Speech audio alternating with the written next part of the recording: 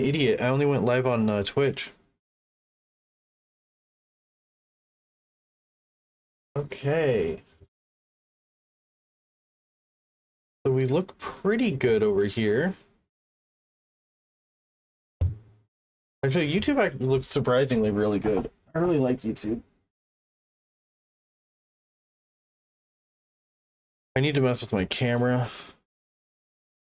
I've been trying to get a hold of the people who sold it to me. I bought it off of I bought it from eBay recertified because it's the $300 Kaio Pro Ultra, and it's not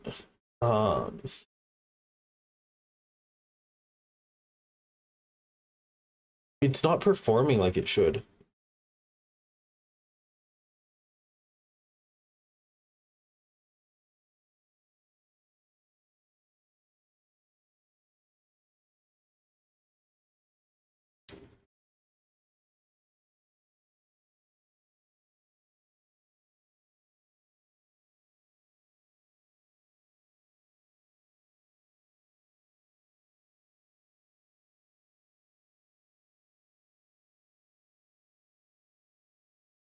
Whoa, what the hell?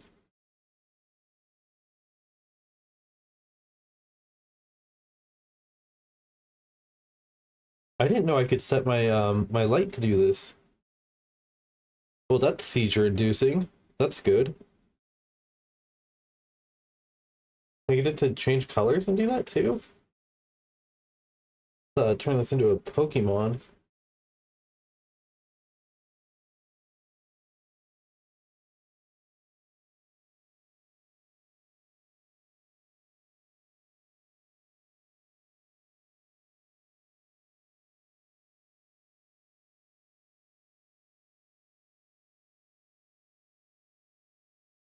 Oh my god.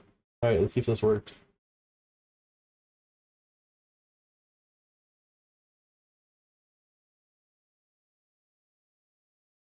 Interesting. How fun is this? I mean, it's really not that fun. I'm just very easily amused.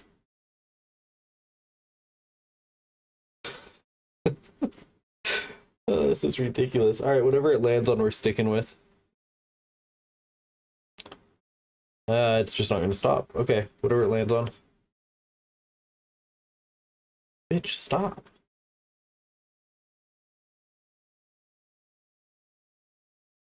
Alright, green it is. Okay, so let me see if you're in here yet. Waiting on one person. If you're here, you know who you are. Just say hi.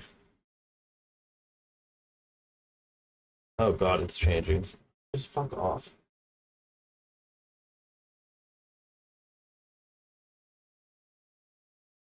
There. Good enough. Actually, no, that looks off.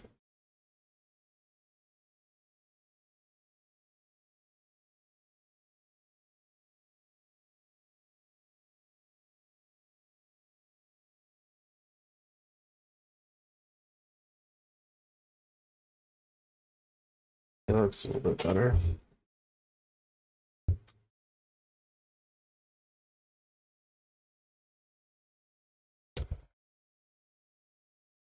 All right, now the lighting's correct. All right, well, I think I'm just gonna start because I don't see you. I guess I could text you and let you know I'm on.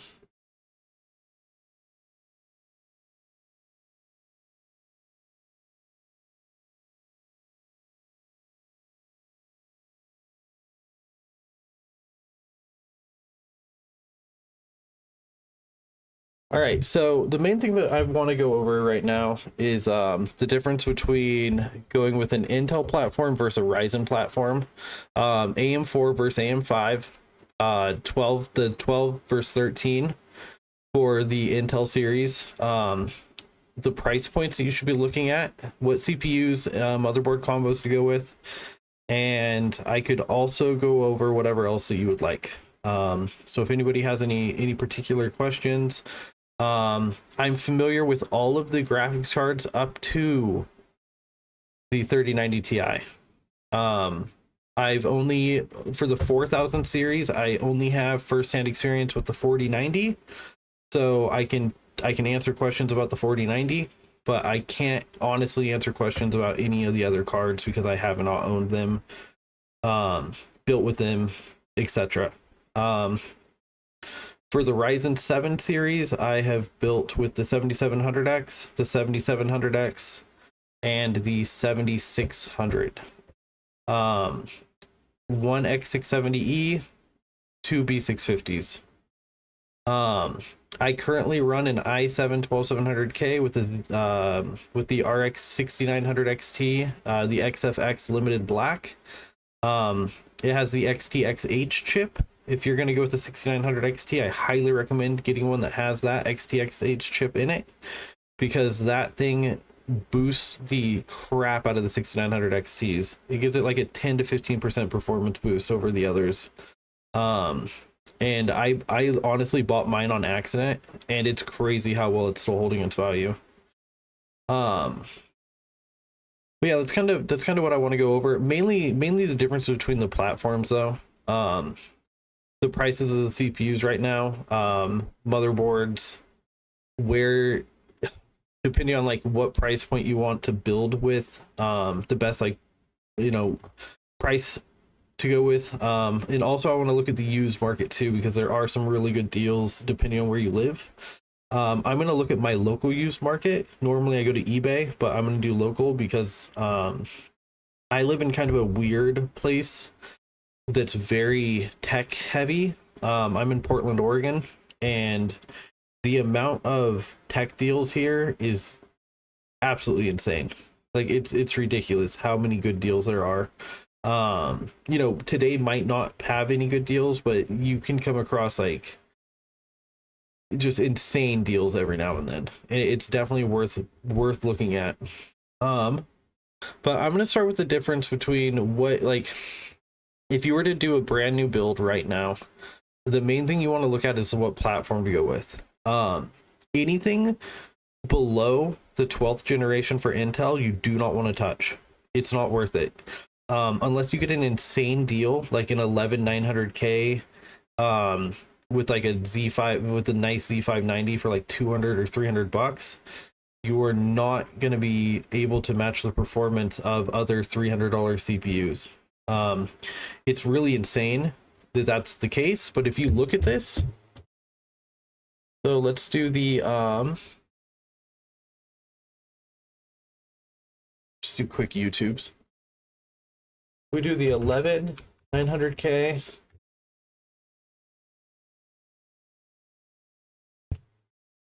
versus 13600K. Let's just go with, so that's using a 4090, so this is going to be a true CPU test.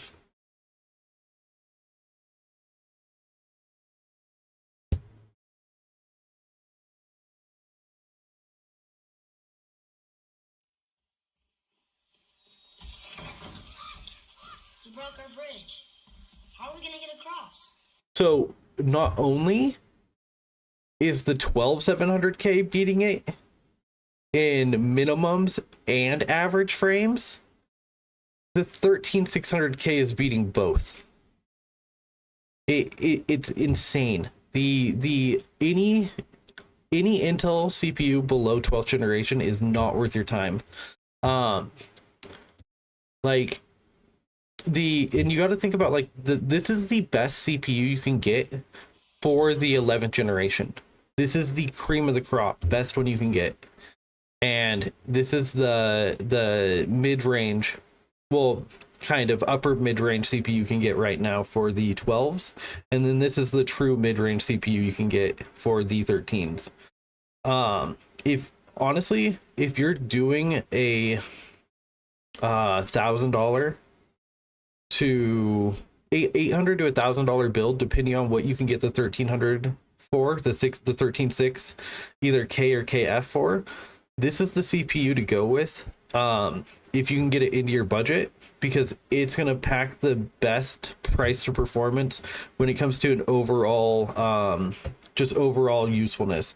So the 13600K is not only capable of high clock speeds in games, but it also does a very good job at like when you're streaming. It uses 6 P cores and 8 E cores, while the 12700K is 8 P cores with 6 E's.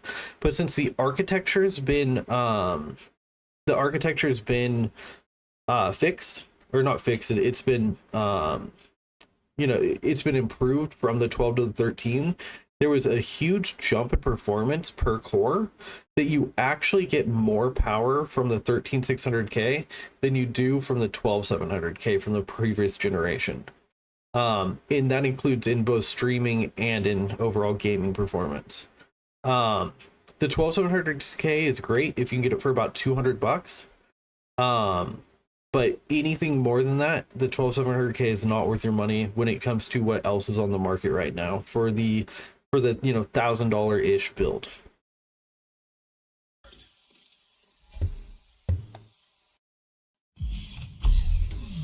Now we're reviewing the really interesting one, the Intel 13600K. This is a new CPU. It's about $330 or so, and the price point puts it in direct competition with AMD's. So the 13600K, let's see how much it costs right now. So the 13.9 is 541. Jam, that's high. That's really high.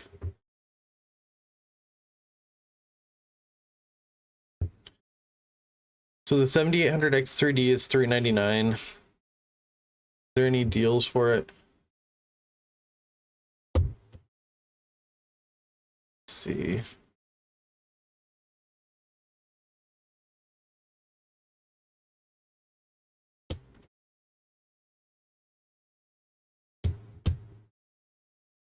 $390, but that's not really worth it. Might as well buy it new.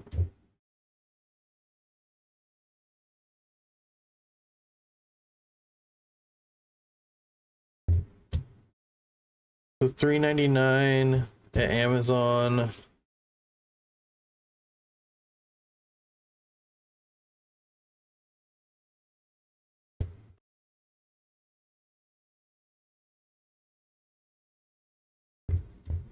I haven't really started yet. I wasn't sure when you were gonna hop in, so I was just kind of going over some other CPUs and stuff. I'm mainly just looking at some prices right now, seeing what the absolute best gaming CPU on the market costs, which is the 7800X3D. It looks like it's $399 at both Amazon and Newegg. This thing is an absolute beast of a CPU. It's crazy how good this thing is. It beats the highest Intel chips that are out there. So like the 14900K, the 13900KS. This thing still beats it at $399.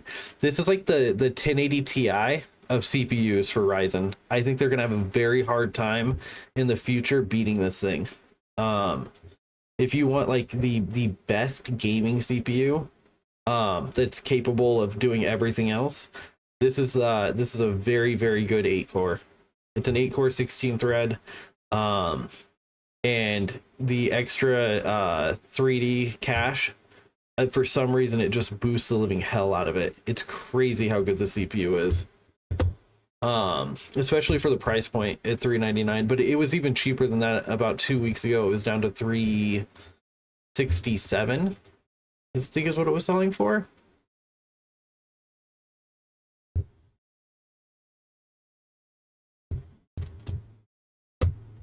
Okay. Just see what CPUs cost right now.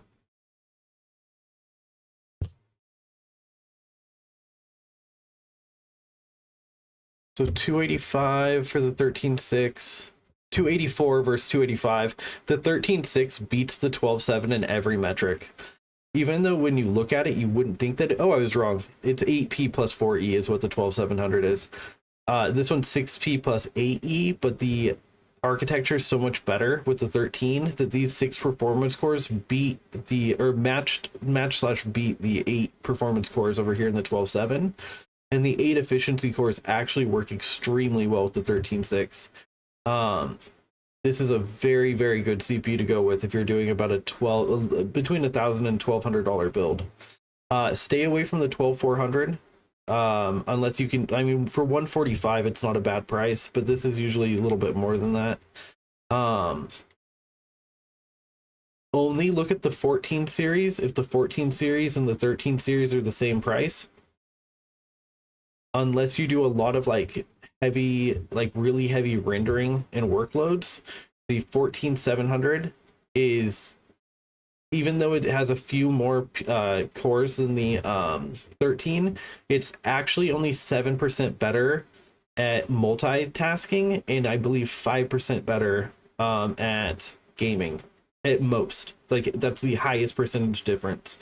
And so the 14700KF is 392. Where's the 13?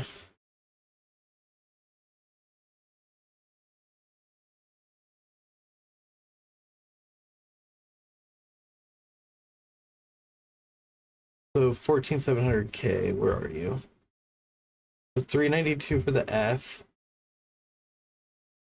Also, if you are a content creator and you do a lot of editing, do not buy an F variant. I've been a gamer the entire time that I've been into PCs, which has been about 8 years now, somewhere in that range. And when the F series came out, it's all I recommended because I didn't see the value in having onboard graphics.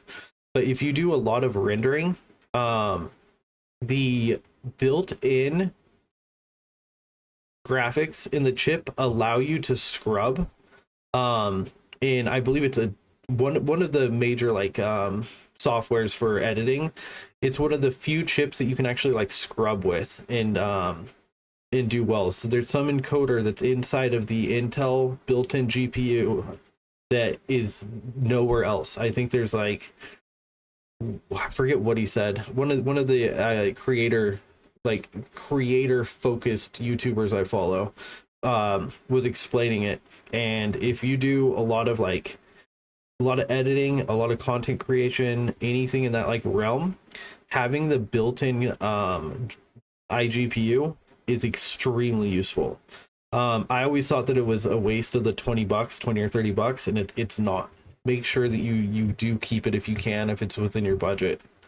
If you're strictly gaming, who gives a shit? Get rid of it. Especially if you can save $20 or $30. But if you're doing any sort of workloads, you want to keep it. Man, CPUs cost so much right now. This is ridiculous. The 5800X, this is an AM4 CPU, so this is last generation for Ryzen. This should be about 180, 190 at most. This is an okay price at 98. Even the last time I bought it at 75.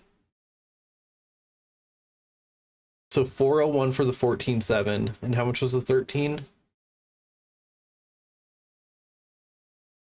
We saw it here somewhere. Where are you, bastard? 410. Yeah, buying the 14th generation makes sense in this case because it's cheaper, and you get you know, a little bit more, like 3% more. But all these CPU prices are absolute dog shit.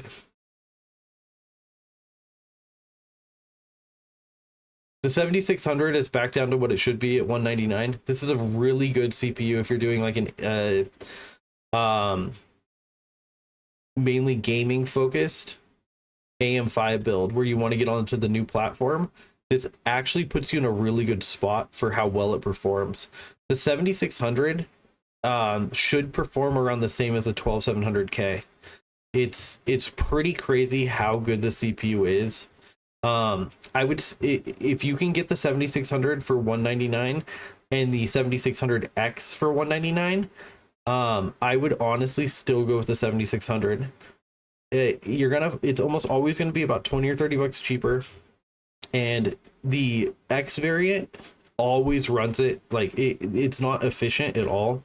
Having the 65 watt instead of, where's the X variant? I think I saw it somewhere. I believe the X variant 105 watts. So this is really hard to cool, even though it's a 6-core. Because the way that the new Ryzens are designed is they're designed to go balls to the wall all the time. So like, you know, with Intel chips, you overclock them and you're constantly trying to push the clock up. The way that the Ryzen series works is they start out going as fast as they can, and you buy coolers to cool them down and to get them to a place where they're manageable. But you can't really, there's no overclocking that I'm aware of. I actually haven't played with any of the BIOSes for the new 7 series. But how I understand it to work is that they are always fully, like, they're all gas, no brakes. Essentially is what they are all the time.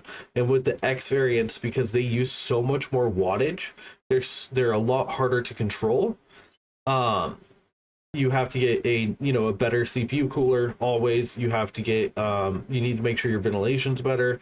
And you don't get much of a benefit at all from that X at the end of the number. And at the end of the year, it costs you an extra, like, probably $20 to $40 in electricity alone from that extra watts being pulled all the time. And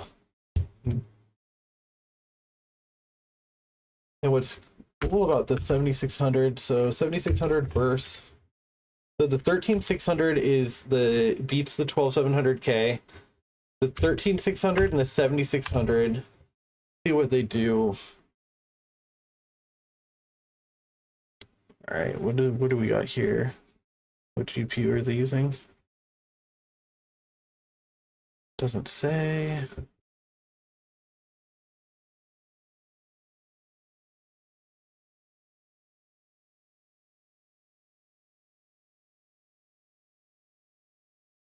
This is a really good video. So is this.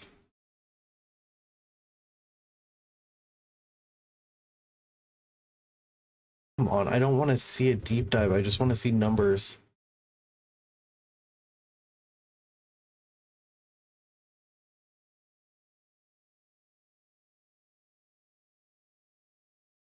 Don't buy a 13.5. I made that mistake. The 7700 or 7600 for 198 isn't a bad price.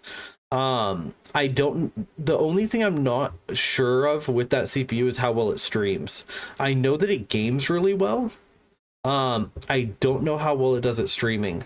I bought it, so anecdotally, the 13500 right here should be better than the 12700K. So if we look at the 13500,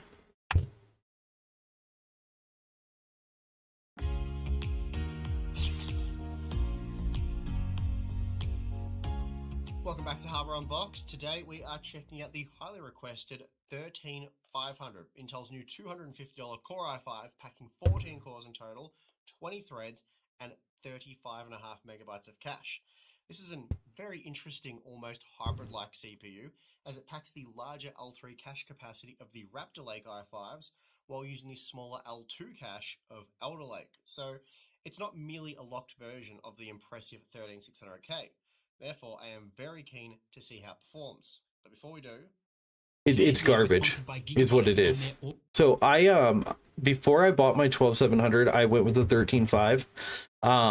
I was able to get it for $130, which brand new for a 13500 even right now is a very, very good price.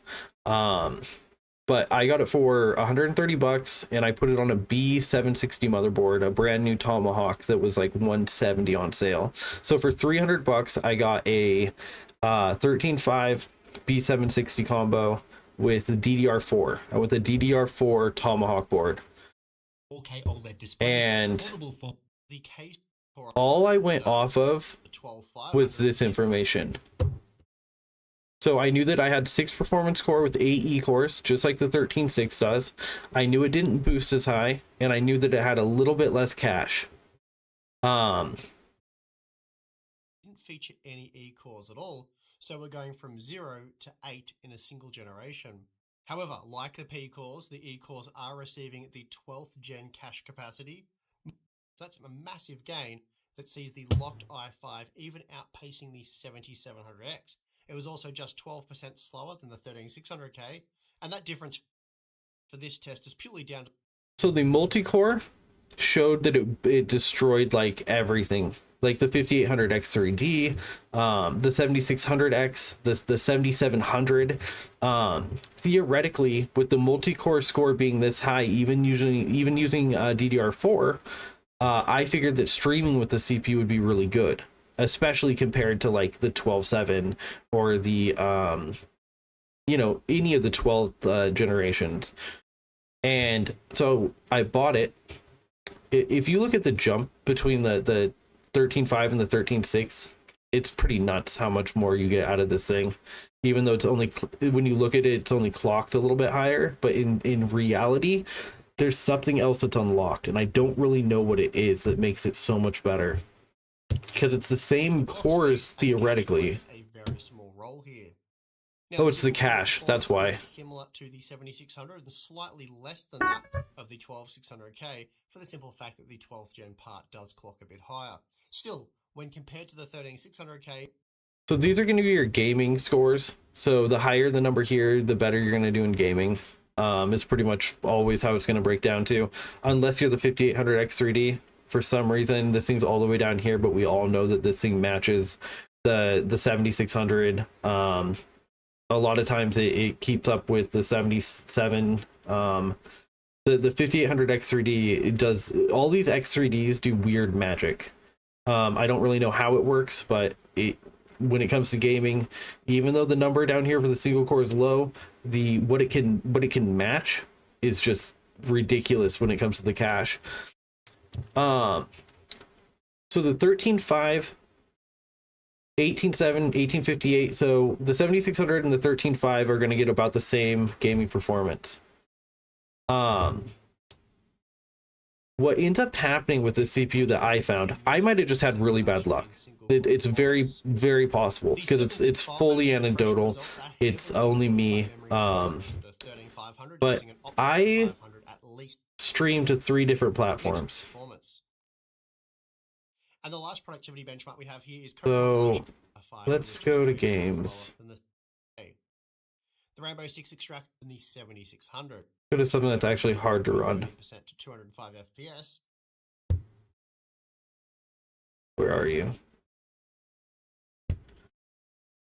So in Hitman 3 with a 4090 at 1080p, for some reason the 13.5 with DDR4 is scoring below a 12.6, which should not happen. With DDR5, it beats it. The 5800X3D, the one that was at the very bottom for the other scores, is up here, right below the 13. Well, right tied with the oh, I guess it's tied with the 13.5 if you use DDR5. But the 7600 for its gaming performance, this is a $199 CPU. And the 13.5 is a $250 CPU. The amount of performance that you should be getting out of the 13.5 for like for your like streaming workload, what I thought would be much higher. Don't buy the 7600X. I was talking about that before you hopped on, and I'll tell you why in just a second. It's delivered by the 5800X3D. And this saw the 13.500. Okay, so 7600 by let's go to Cyberpunk, because this is the game that I stream the most, or I play the most. The benefits of DDR5 memory are also apparent in Cyberpunk 2077, where the one of the huge mistakes I made is that I bought DDR4 instead of DDR5 with this board, or with the CPU. The jump between just the RAM is huge. 181 to 157. It's insane. Like this is a whole generational leap when it comes to the CPUs. Right when the 12th gen came out, the DDR4 versus 5 wasn't that big of a deal because the clock speeds weren't very high for DDR5 yet, and the prices were insane. This thing playing Cyberpunk 1440p while streaming to one platform matched That meant it was my previous 3900X, or no, it beat my 3900X that I had before with my 6900 XT. It beat it pretty substantially. But the moment that I started to stream, because with my 3900 I would stream to Kick and to Twitch, 1080p, 60 on Twitch, and I think whatever the highest you can do on Kick is, I think it's only 900 or something in that range. It went from being above my 3900X, which it should be blowing out of the water, to matching it when I started to dual stream. And it baffled me. I couldn't understand why. And I luckily had an opportunity to get rid of the 13.5 the next day. So I built a whole PC, a whole upgrade around the 13500 because I thought that I was making the right choice and saving some money, and it was going to do everything I wanted it to. Because I did the due diligence, but not enough to really make the decision. Like, I should have went with DDR5 to begin with, and that's where I screwed up a lot. But I would have been better off going with the 5800X 3D for production and for gaming, and it would have been cheaper in the long run because the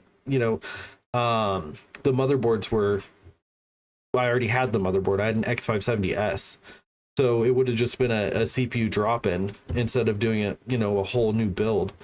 But I was able to get the 12700K and the Z690 motherboard, and the difference between the 12700K and the 13500 side by side, and I was luckily able to do this later on as I was trying to sell the 13.5 system that I built.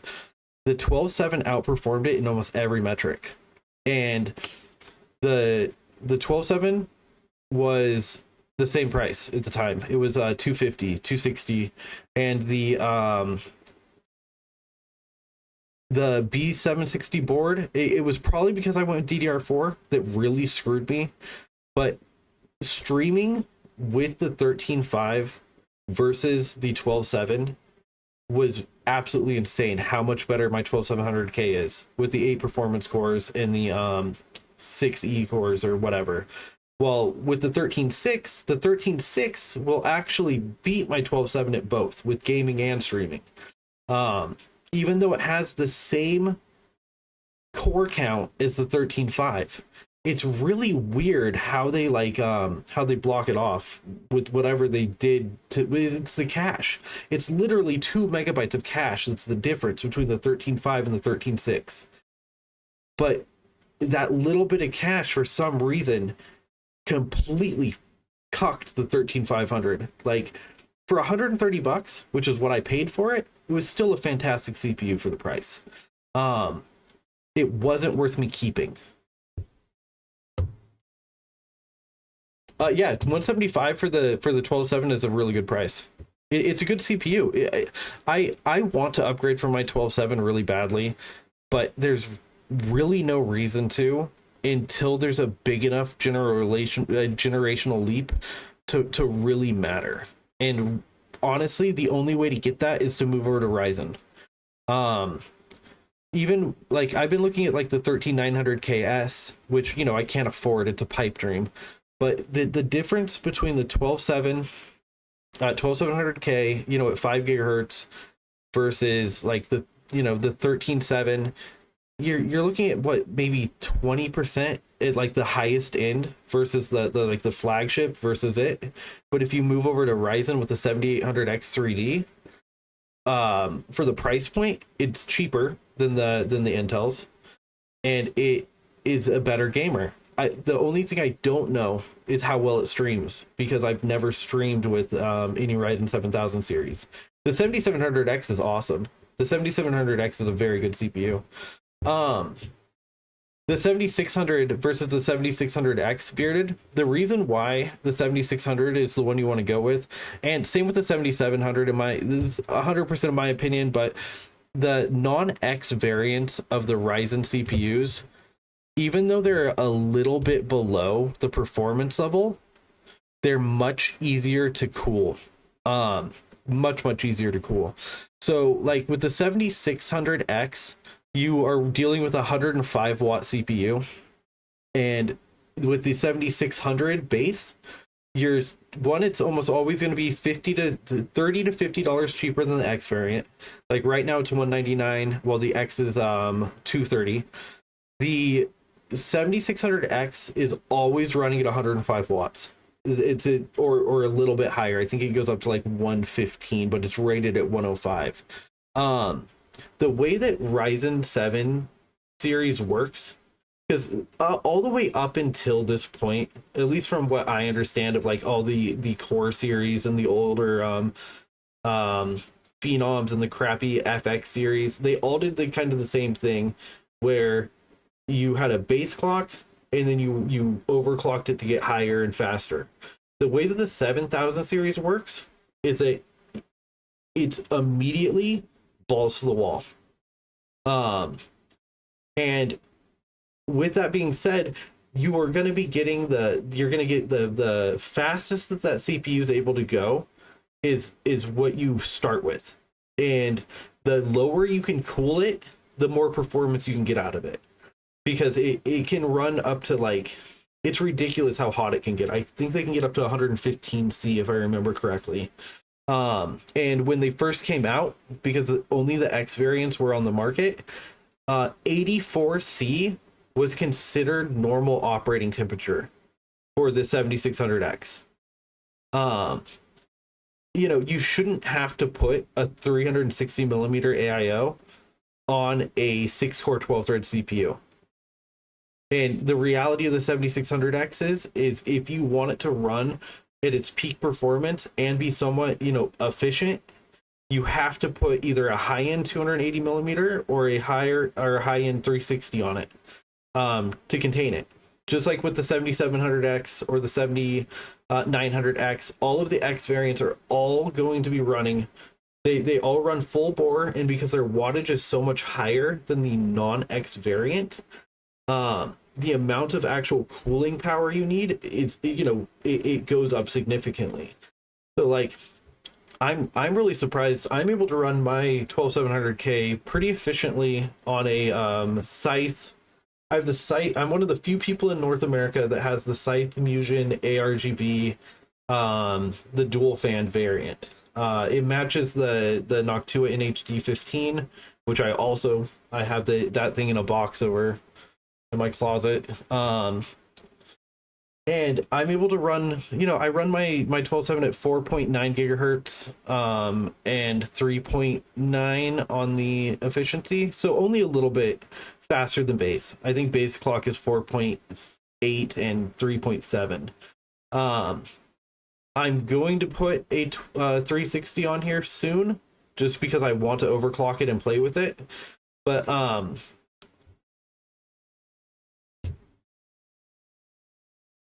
yeah, 100% for the 7700X. If you were running air, you would be hitting at least 80, probably, because if you remember when it first came out, they were in the news because people were all freaking out for how hot they were, because it was across the board. It was the low end 7600X and the top end 7900X were all sitting around the same temperature, which was between like 84C and like 100C. And AMD had to put out a newsletter saying like, hey, these are supposed to run this hot, because they put out an air cooler, I think, with the 76s, but the X's didn't have one, if I remember correctly. I've only really got to play with a few, and they've all been X's. I haven't gotten this. I want to get into 70s. If I do upgrade, I'm either getting a 7800X 3D or I'm getting a 7700 non-X, which is why I really want to play with. But that's why like I recommend, at least on the lower end, like the 7600, because you're dealing with cheaper motherboards too. You don't need to have as good of a VRM, and you don't need to have as capable of a board to handle the 7600 as you do the 7600X or the 7700. And you know, all of the B650s are pretty well made because they have to be. Like, you can't get away with the bullshit that Ryzen pulled with AM4. Like, you can never, like, MSI can never get away with putting out another fucking gaming X570 Edge Wi-Fi like this fucking piece of shit right here ever again. Like, ever again, because the VRMs are they're so bad that they would all break in this, you know, within a week. The 7600s, you can go with a lower end B650 and get the same almost the same performance. You don't have to spend as much on cooling, and you don't have to, like, you know, you're gonna get the almost the same performance out of it, because like this is what Cyberpunk with a 4090, 171 versus 174. The 7700 only gets 1 frame more. Well, I guess that's for the I was looking at the wrong metric. 188 versus 197. So you're getting 9 more frames with the 7600X versus 7600. The 7700, you're getting 4 more frames than the 76. Wait, no, 3 more frames. And the 7700X and the 76 match for the frames that they get, which I think is insane.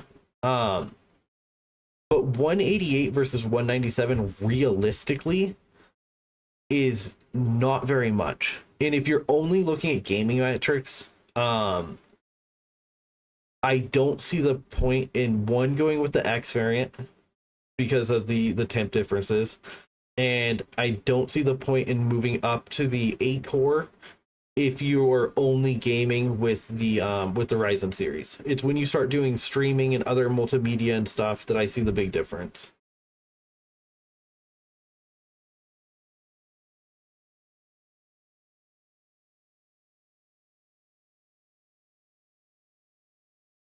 Oh yeah, 100%. I honestly, I'm choosing to air cool right now. I got the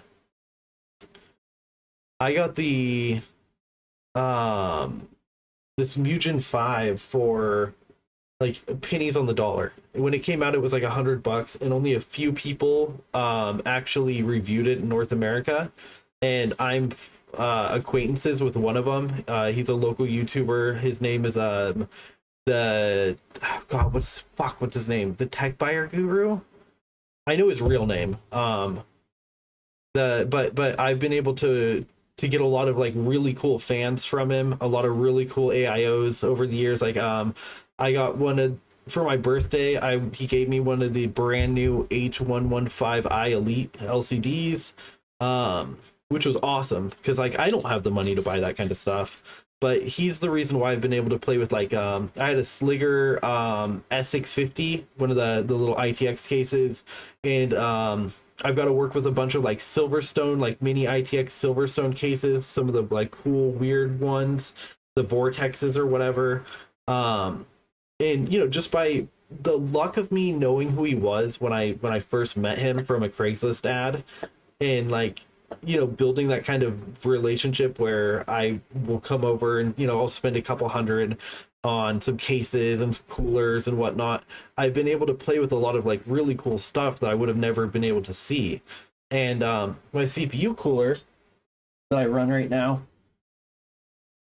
I can move this so you can see it.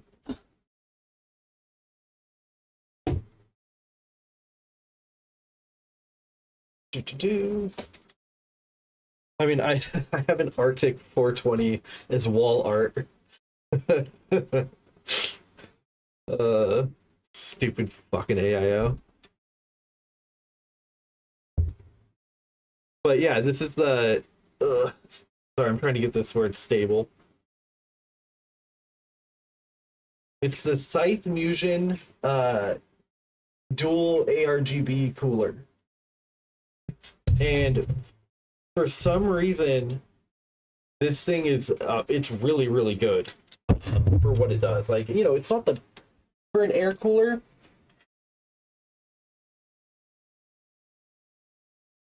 you know, get on my fucking setup is, but it works.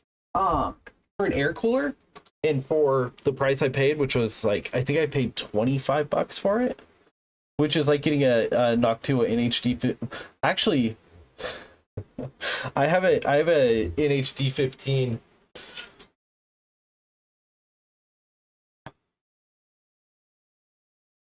that I got for free.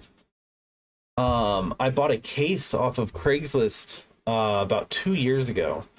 It was one of those ugly Corsair cases, the airflow ones.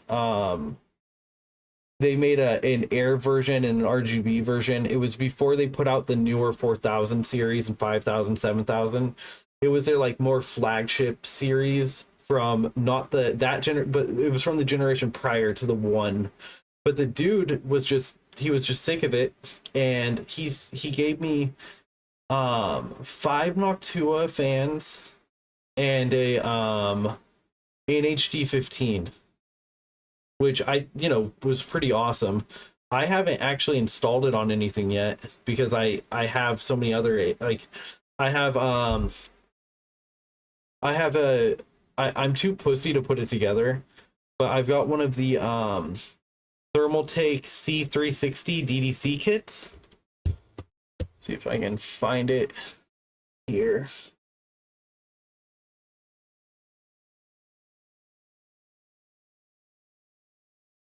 Jesus, can't type.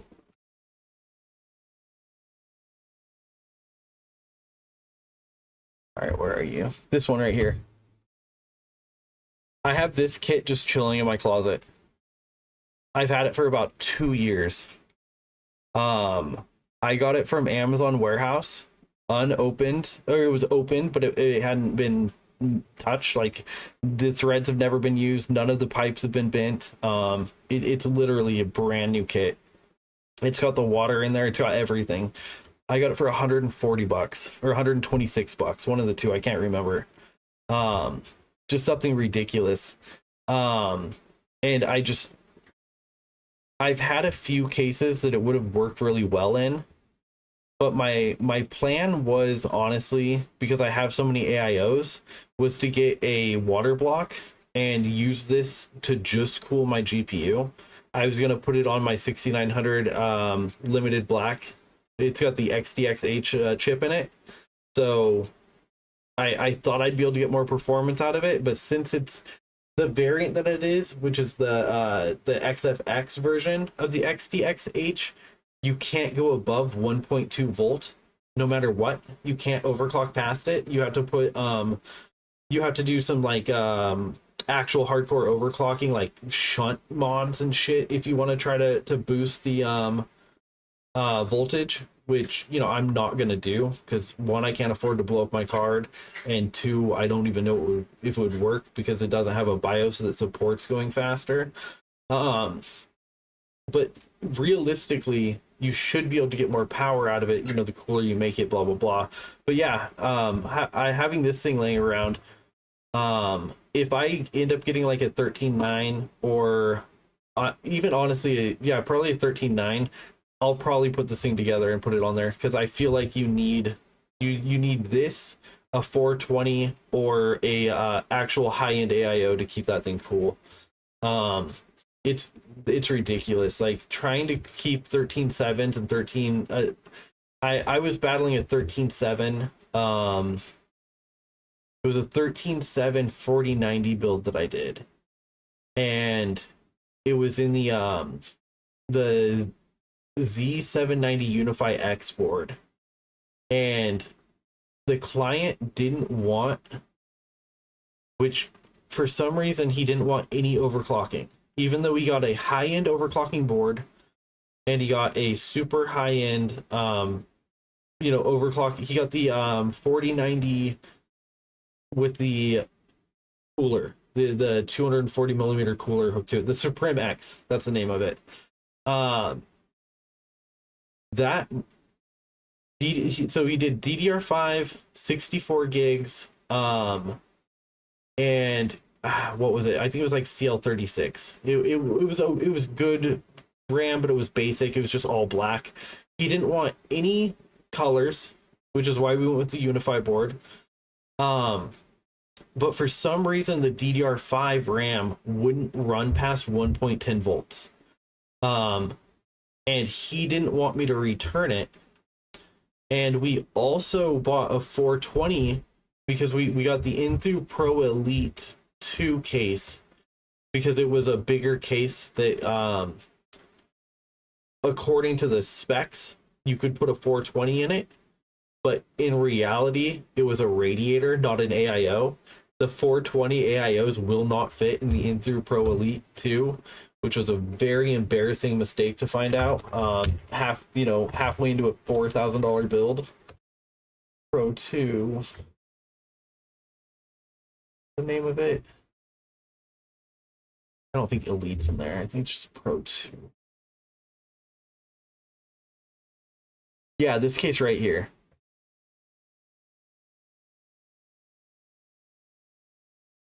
So you would think by looking here, extreme configuration for fans, up to 15 mounting fan locations, water cooling, you can put dual 480s and dual 360 radiators simultaneously. So you would think you could put a 420 in there, which you kind of can if you put it right here. But you can't put it in the front because it won't reach. We ended up trying to cool a 13.7 with a I had a 240 laying around that we put on there, and I probably spent 50 hours without exaggerating in the BIOS trying to get the voltage like regulation figured out, trying to get it to run the RAM correctly where it wouldn't crash out. I tried getting the RAM to run it, its spec, but it wouldn't go above 1.10 volts. Fighting the AIO was a giant pain, and I ended up we were using a 13700K, which if I would have known that he didn't want any overclocking done, a 240 will cool the 7600. So the 7600, what I would put on the 7600, and honestly this is what I would put on almost everything, is this cooler right here, the Deepcool LS720 SE. I did some prep, which is why it took me a little bit to get on. But with the 7600, so one thing I will say with that CPU is, look, you got to look at the prices of the motherboards. So I sent you the link to that Z690 Ace earlier for $250, right? Which is a super premium, all pulled up. I think it was in Newegg. But it's the Z690 Ace. So this board we can get for $250. I wouldn't buy it used, I would buy it new. How much is it new here?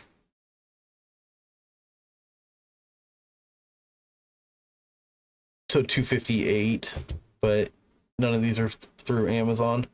But yeah, I would buy this from Newegg for $250, right? This super premium board, all the IO that you'll ever need on the back. You've got the flash BIOS, you got the clear CMOS, you got the 2.5G dual. You've got two Thunderbolts and one 40 gig. It might only be a 20 gig Type C, which I mean is still more than you'll need. It's got pretty much everything you could ever need. Mini DisplayPort ins, really nice Wi-Fi, really good audio. Like, this is a insanely good board that will handle everything from the 12100F all the way up to the 14900KS. Like, this board is it's one of the best boards you can buy for the Z690 series, and I don't know how they're still in stock. I think that it's crazy that they haven't sold out. Like, if I didn't get such a good deal on my motherboard, I would have bought this like 4 times over. Like, I've been trying to find excuses to sell my board to buy this one, but it's silly to go from a Z690 to a Z690. But you get the only thing you don't get is you can't put PCI 5.0 NVMe drives on here. It's the only thing that you can't do that you can do on some of the Ryzen boards. But if we look at the Ryzen boards, so I guess we can just look at them on Newegg. So in comparison, if you're looking at if you're looking at the 7600, you want to get a B650 because you don't need a premium motherboard.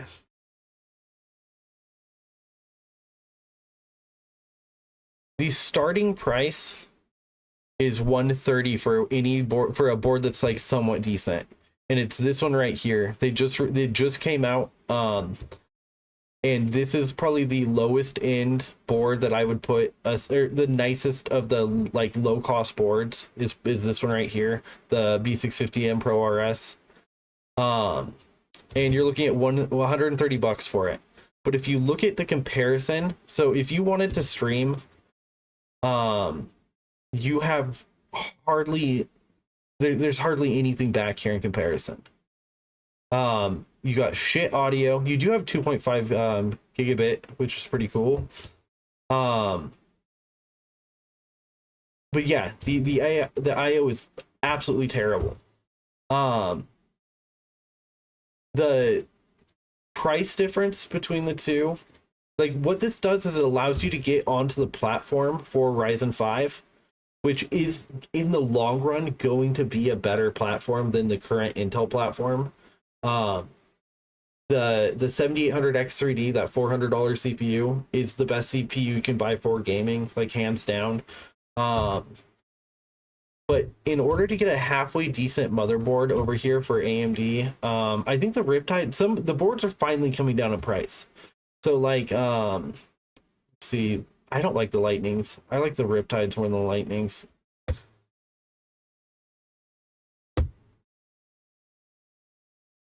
So this one, I don't know why the Ryzen boards most of the Ryzen boards only have 3 plugins for the audio. But over here, you are still only getting 6 USB-Cs, but you do get 1 Type-C port. And you get, what is that, a Thunderbolt enabled? I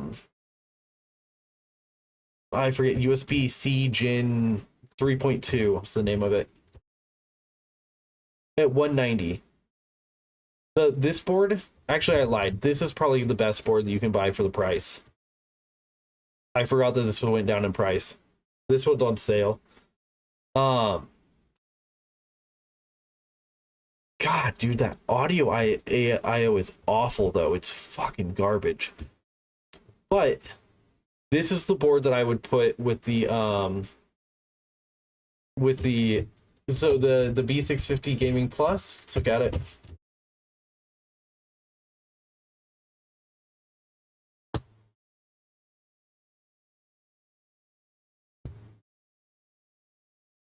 The Asus B650 Gaming Plus.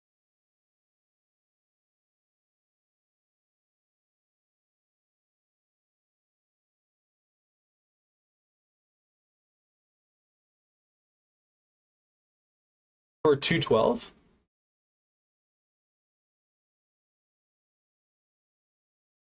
there any other pictures on here? Nope. Let's go to the web page.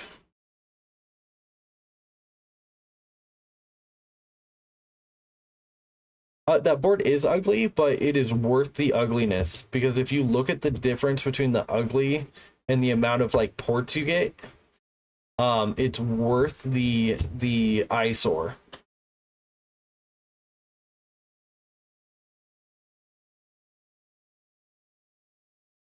Okay, so okay, cool. You do get 2 3.2 Gen 2s, 1 Type-C, 1 Type-A. 4 USB 2.0s. Okay, so this one has decent IO, has decent audio.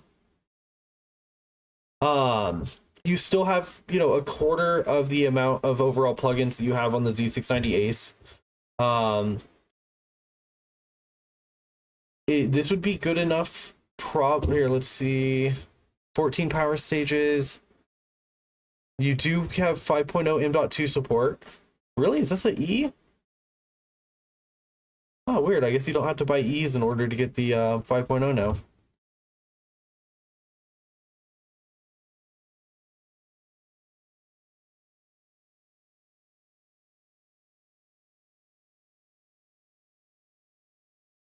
5650.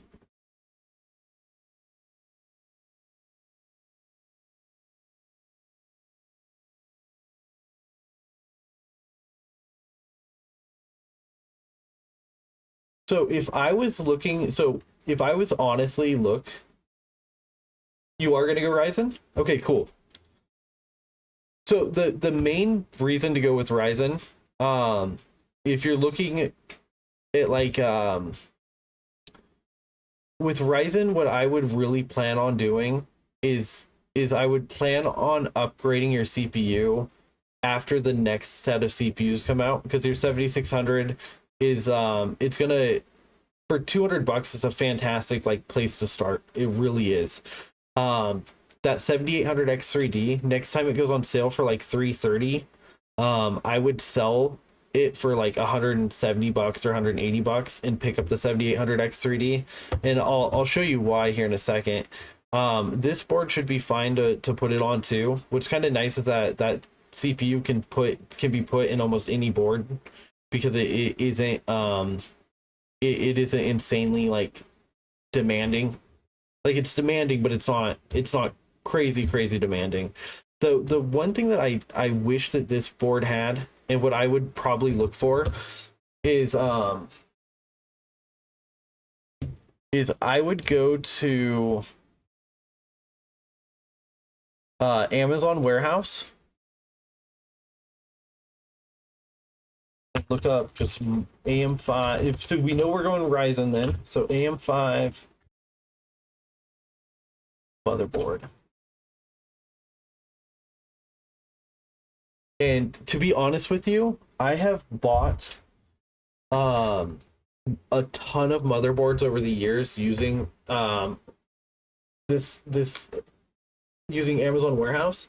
The amount of like insane deals you can find over here is crazy, like even on full PCs. So next time, like any main holiday, July 4th, Thanksgiving, all of those, come over to Amazon warehouse and they'll be having a 20% off sale. Almost every major holiday they do it, and sometimes it's 40%, but it's usually 20.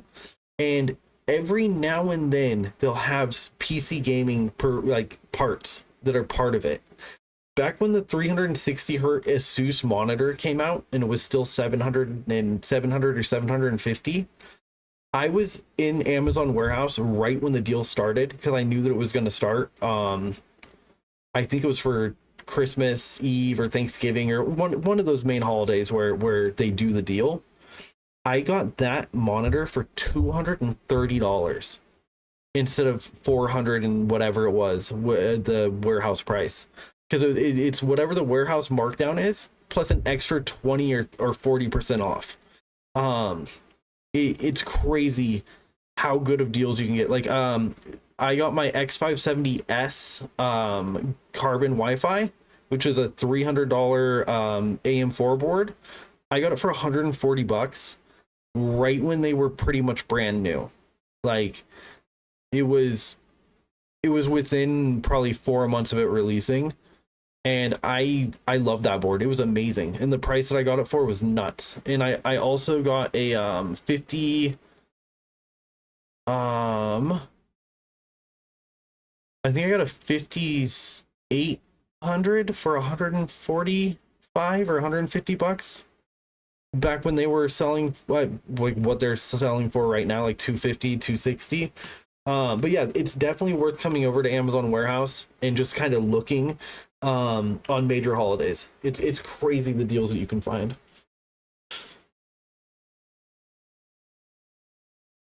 But one thing you want to make sure is that it's shipped and sold. The main advice I have to give is make sure it's shipped and sold by Amazon. So like this one is going to be so the way that you tell us, you come over here and fuck off. Sold by Amazon warehouse, fulfilled by Amazon. And the reason why you want to make sure is because these are returns, or the box got a little screwed up, but it's guaranteed to work. Like the boards are guaranteed to work, and you have the same warranty that you would have if you were to buy something open box or whatever. So you get 30 days or 60 days, I forget what it is, but more than enough time to test it, to make sure that it works fine. Usually with motherboards or most hardware, if it's going to fail, it's going to fail almost immediately. A lot of times they'll mark stuff down as acceptable just because they have a few of them and they're trying to get rid of them. Like, I've bought more boards that say that they're acceptable, that have all of their accessories and look brand new, than I have boards that say that they're very good. They come in that have like hair and shit on them, that are obviously been, like, you know, beat up.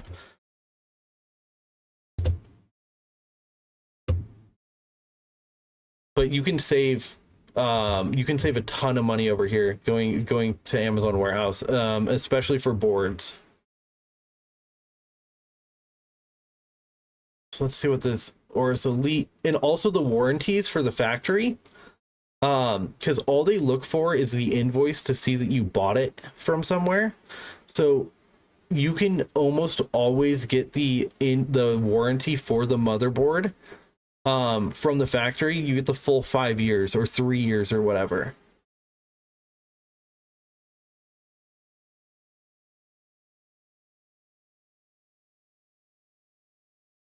Oh wow, this one has 12. Holy shit.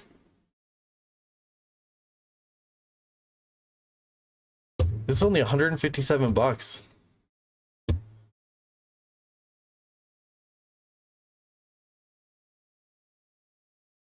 It's normally 270. Yeah, this is a really good deal. But let's see what else there is.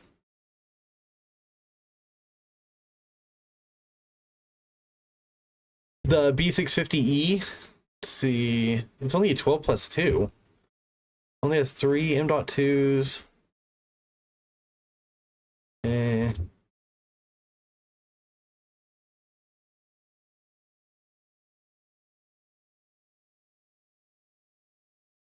X670E Pro for 236.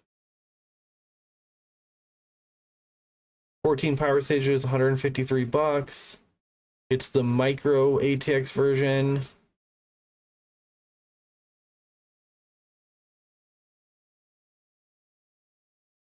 Yeah, it pretty much has everything that the other one has. It's just a little bit smaller.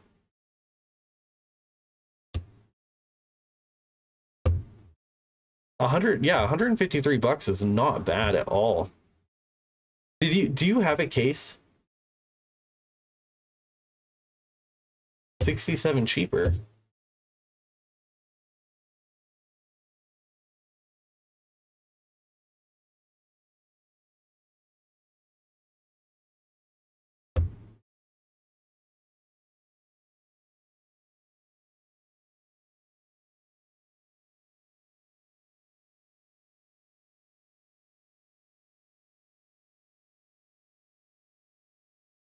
This is the bigger one.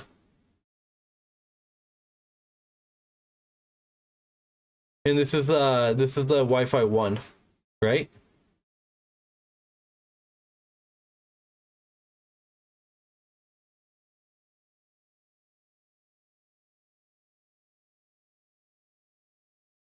What's the real difference between the two?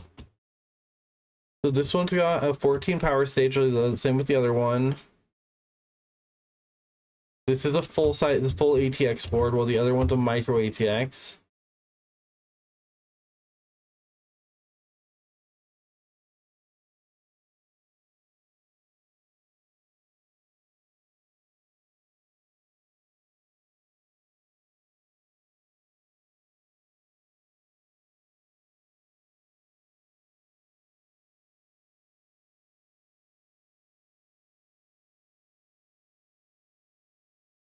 Yeah, this is a plus Wi-Fi as well, just as a base one. It pretty much has all the same stuff. That's crazy.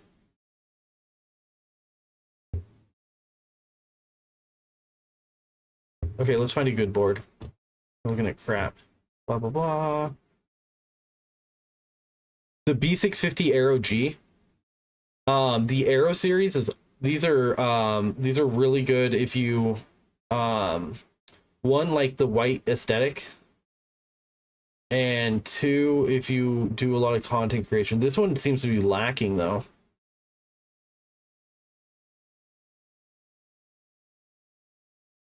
Yeah, I don't even see Thunderbolt on this one. Never mind, forget what I said. This is a really sad Arrow.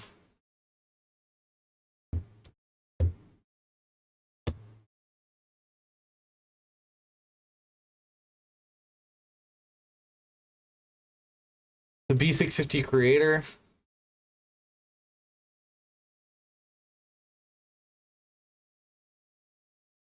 Let's see what it's got. Holy shit.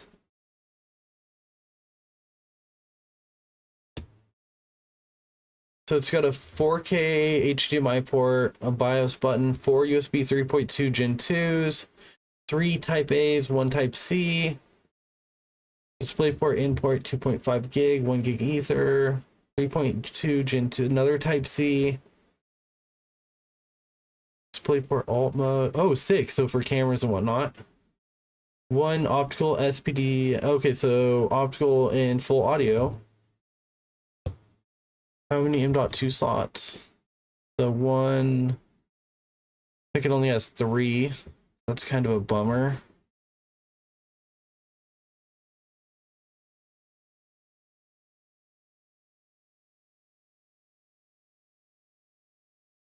So it has an actual, is the Wi-Fi module one that you can replace? No, it doesn't look like it.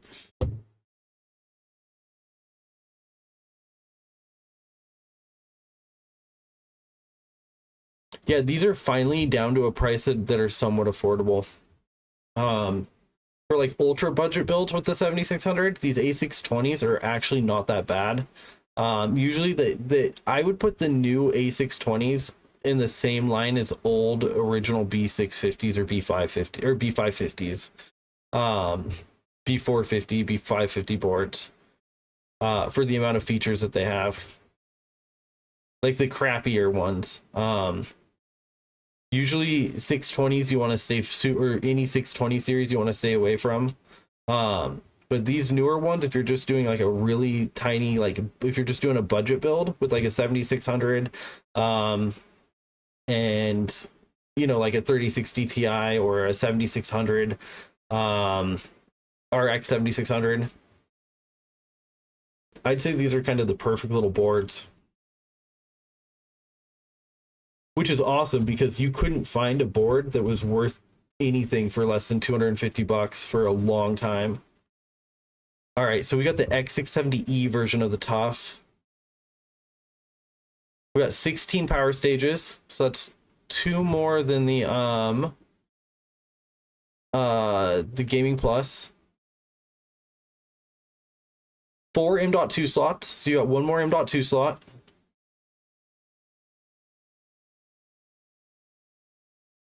Fucking stupid branding. Get tough, game tough. You fucking idiot. Oh, you get a sticker for your battery. That's cool.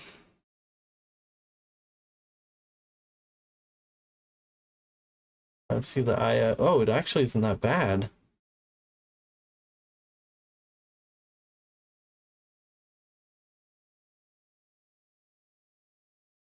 DisplayPort and HDMI 3.22. Wow, those are okay. So you got 2 USB-Cs, BIOS flash, Wi-Fi 6E.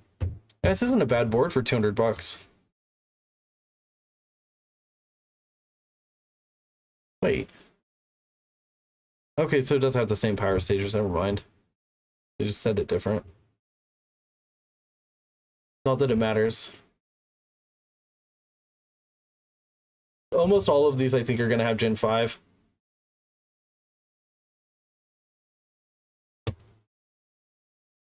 What did I do?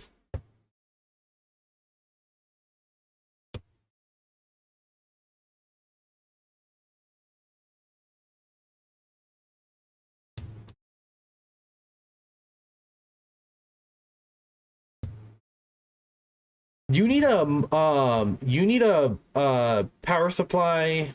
Do you know what? Okay. All right, I have an idea. So let's see if there are. All right, so 220 for this one. Mini ITX, it's got and 2 Wi-Fi 6E.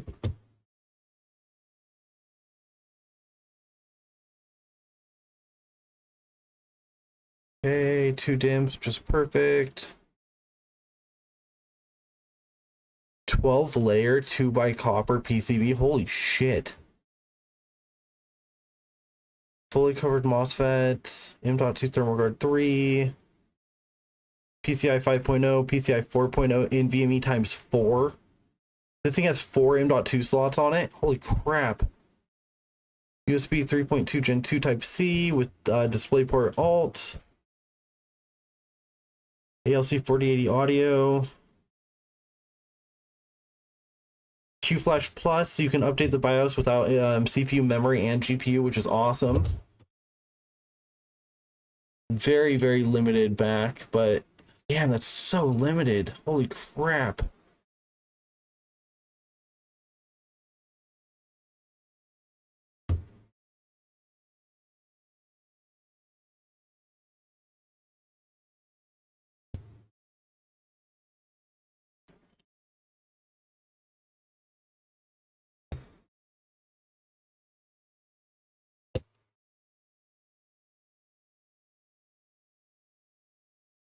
Okay, so that's the one we just looked at. 245 for this one. Let's see what its IO looks like. Better. By a little bit.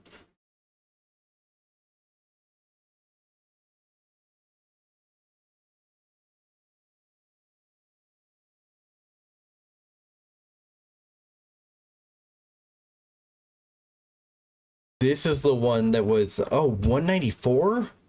Why didn't these pop up when I was looking at them? That's such a good deal.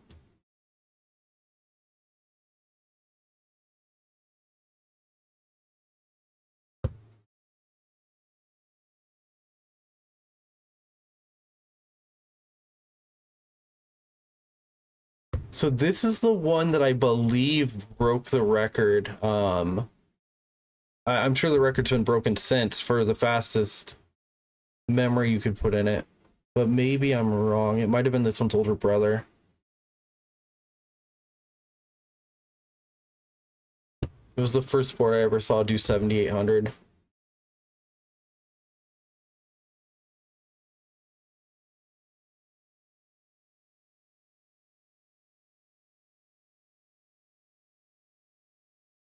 Okay, that's an inboard. And we're at LGA 1700. Oh, here we go. That's an inboard. An ITX board. It's expensive. 216 isn't terrible though. Let's see what the IO looks like.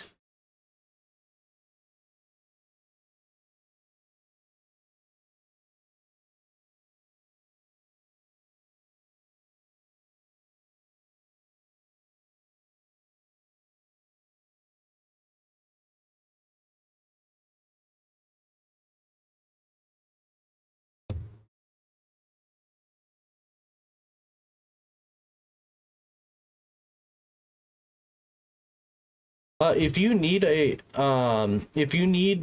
non-gaming DAC amp, so I run the I usually don't use it, but I have the shit full of E as my main DAC amp right here. with my optical in. But this is like my portable DAC amp that has that actually has audio. So it's really sick. I love this thing. It's like the best $100 piece of kit you can get for doing portable, you know, higher end headphones. I just got these wireless JBLs like a month ago, but I usually run Hyphamans or Sennheisers, so plain R's or, you know, normal Sennheiser HD58Xs. But if you just need a decent amp, give me a second. Oh, crap, where's my can? Shit, do I not have it? Alright, well, this will be dangerous. Bear with me. Oh, fuck.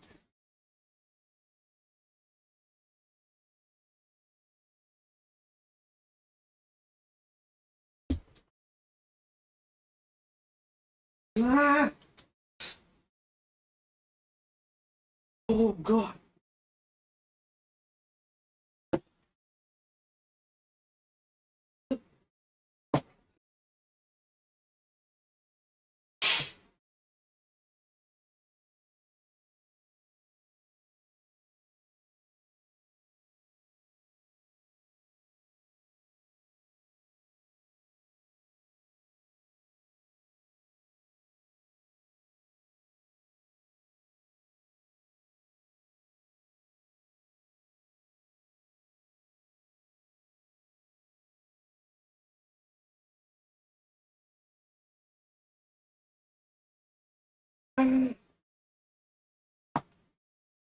Fuck.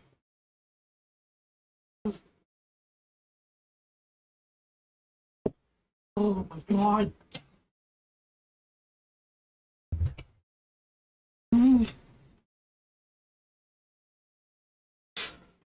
Sorry.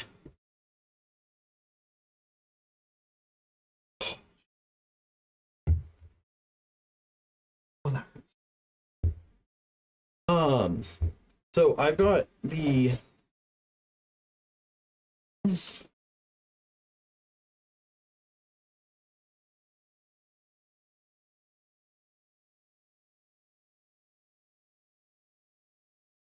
sorry. All right, I'm back. I'm good.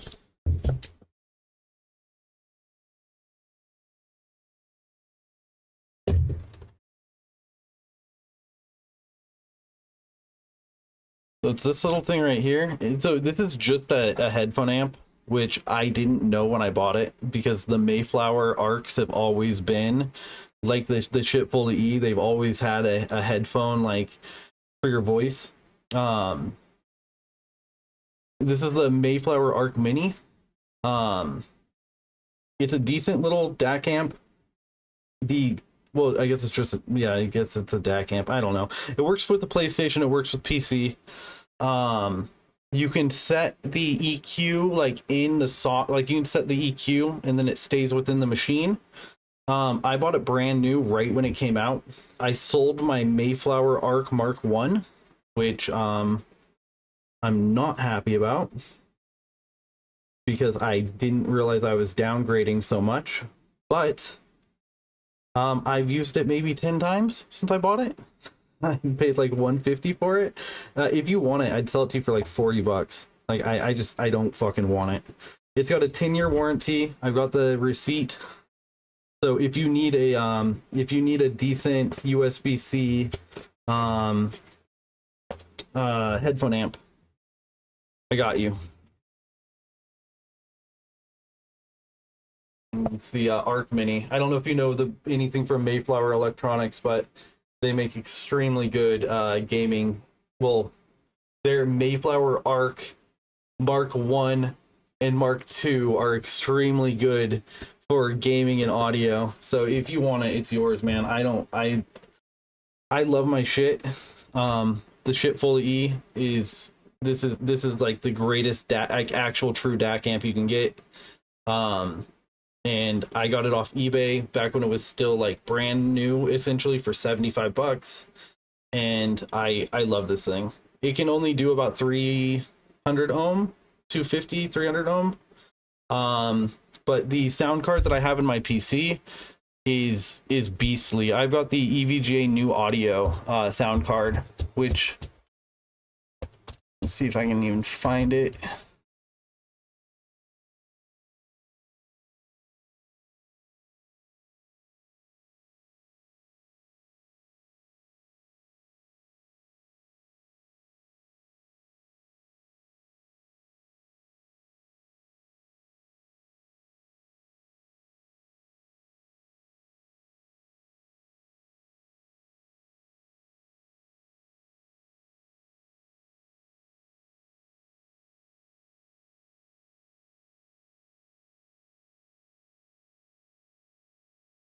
Oh wow, it doesn't even show up anymore.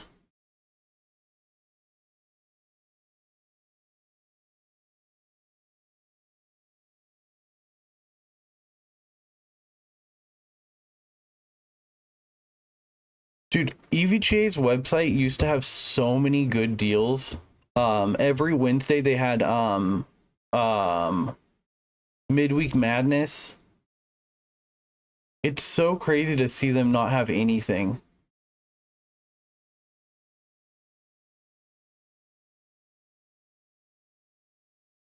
Yeah, this is nuts. I don't like that at all.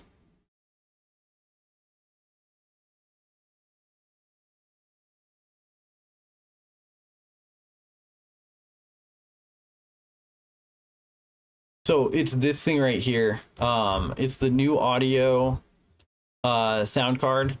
It's crazy how powerful this thing is. Yeah,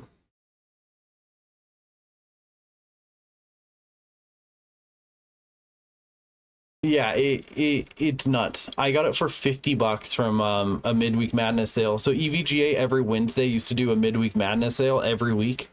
So like back when you couldn't get graphics cards, every now and then they'd have a graphics card pop up. They used to always have like really innovative products, but all their older products, you know, as they would come in, they would stockpile them.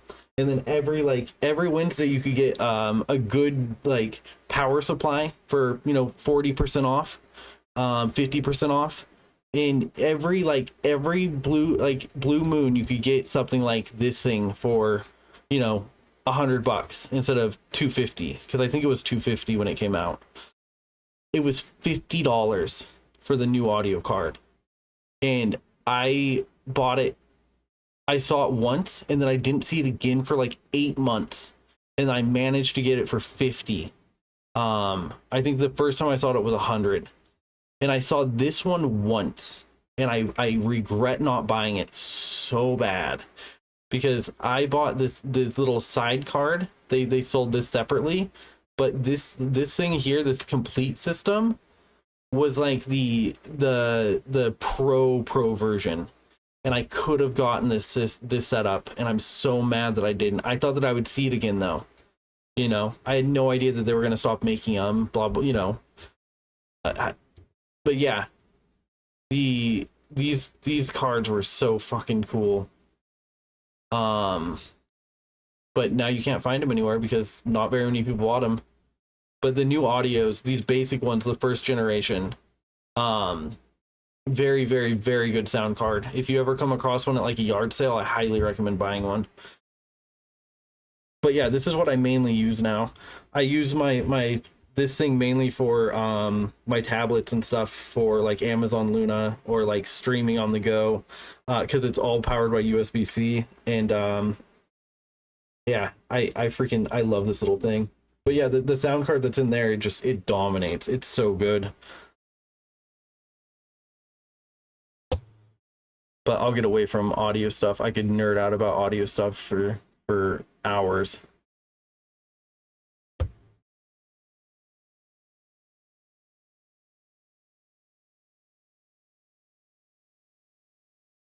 But in case you're a fan of planar magnetics and you don't have any yet, or if you just want a really good deal on some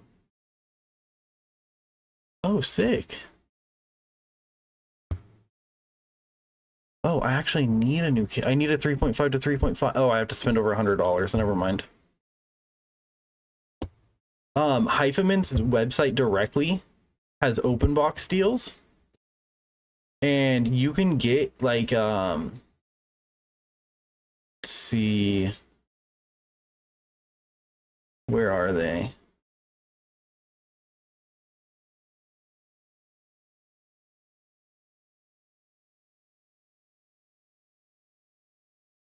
Oh, they sold out. Holy crap.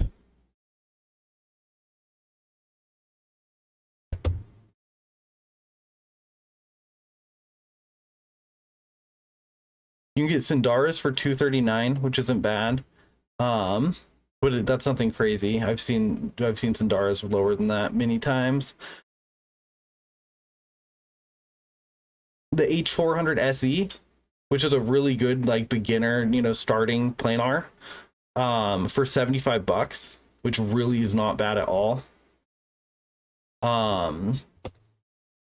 They did have it might have been refurbished. Let's see. The Sundara refurbished is only $199. Holy shit. This is like the best beginner, like not beginner, but like planar magnetics you can get. The Sundaras are fucking fantastic.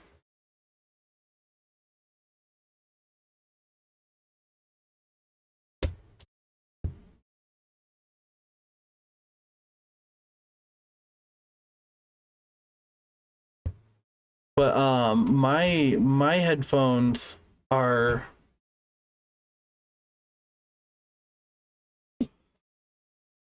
so these ones are the HE400XXs, the drop slash Hyphaman collab. Um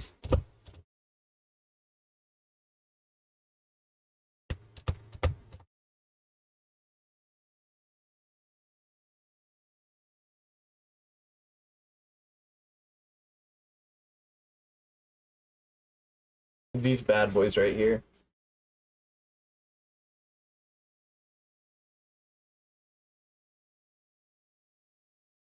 God, I fucking love these. With the right light, you can see through them because they're the. How do I get the angle?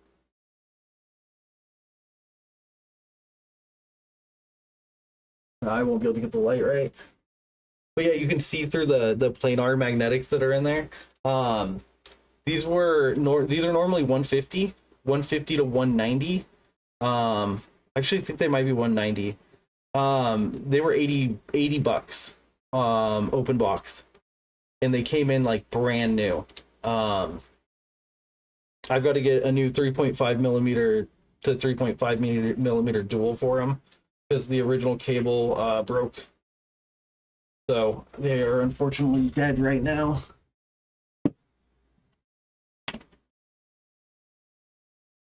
But those I love those headphones so much. And then these are great for like rock music or really fast paced like adventure games that have a lot of like more like metal rock components. These are awesome. But for like open like PUBG or games that have huge soundstage, those Hyphamans, without using any bullshit, they're just straight stereo. They are hands down the best like sounding headphone I've ever had. I really want to get some more of them. I'm not a fan of Grados. They're okay. I've seen I guess I haven't owned any yet, but I've put a few of them on. I guess I need to bring. I guess I should look and see if I can find some for cheap, and if I do come across them for a good deal, pick them up.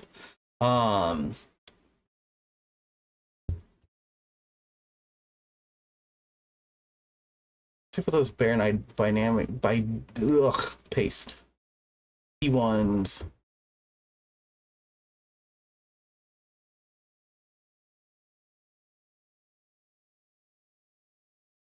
Oh, I know what these are. Get off of the full screen. Go back to this one.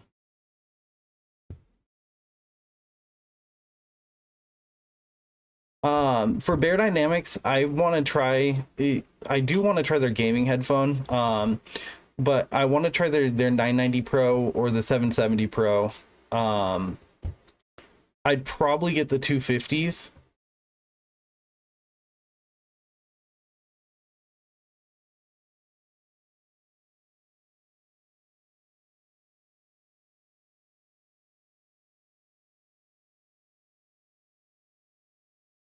The actual next like gaming headset phone that I want. Like I'm extremely surprised with how good these JBLs are. So these are the I usually don't have the lights on. I turn the lights on for my profile picture that I took, and I just haven't turned them off yet because they chew the battery for no reason. But these things, they're the JBL Quantum 810Ss.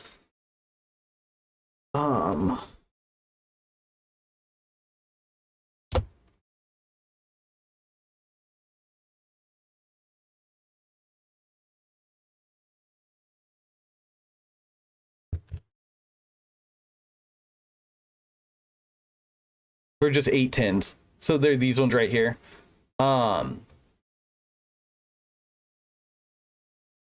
They have a really good like 7.1.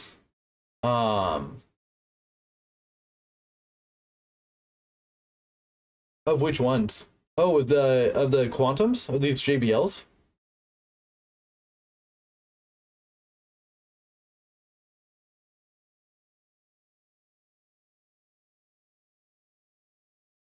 So you have probably like the Quantum 100 or 200.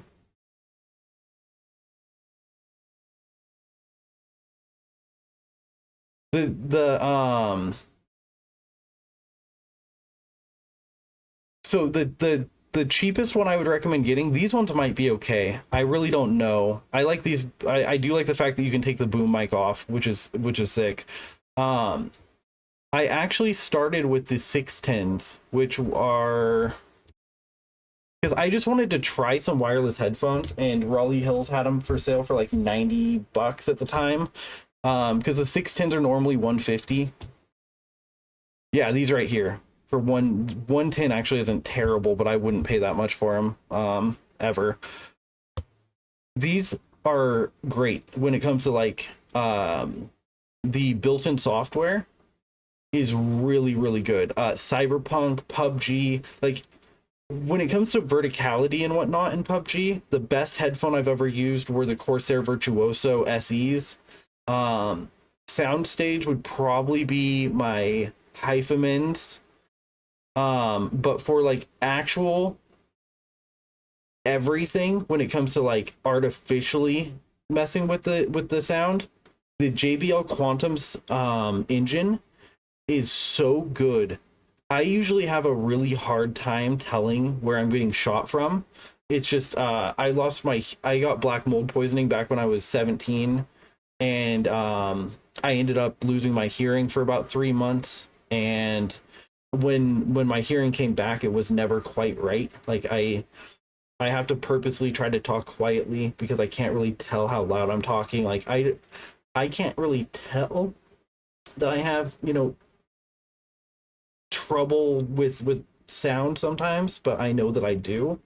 And what's sick about these is that I can mess with the EQ, and the actual like virtual soundstage is so good at like being, it's like it's truly creating a wire, like a full surround, how the speakers are set up.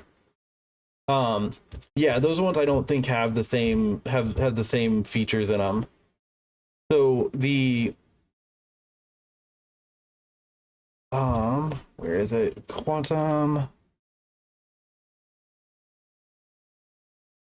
I think you start getting these features with the 600s, with the 610s. What the fuck is the software? Oh, it's over on the other screen.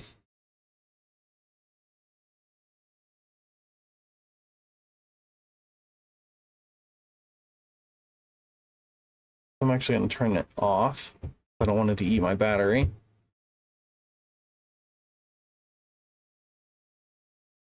So you have pretty basic like settings for just, you know, doing an overall EQ, but you can go in to any of these and modify them. So you don't have to start with a flat EQ. You can go into any of the preset ones and mess with it. But the spatial sound, you can choose between 3 different ones: balanced, immersive, and precise. I do precise for like PUBG and whatnot. But what's also sick is that they're also DTS. So like I have Dolby Atmos. I paid for the Dolby Atmos license like, you know, years ago, and these support Dolby DTS. So if you have that software in whatever game or movie you're watching, it actually like it works with it. They're really good. And one thing I don't like is that you can't take the mic off. That's one thing that bothers me, but it's whatever. I would prefer to be able to take it off just because I never use the mic, but it's not a huge deterrent. They also have like some really nerdy shit where you can actually do like where you measure your head and it's supposedly supposed to make everything more precise, but I don't know if that works or not. But yeah, the their 7.1 is so good. It's ridiculous. You can also go in and change the channels around.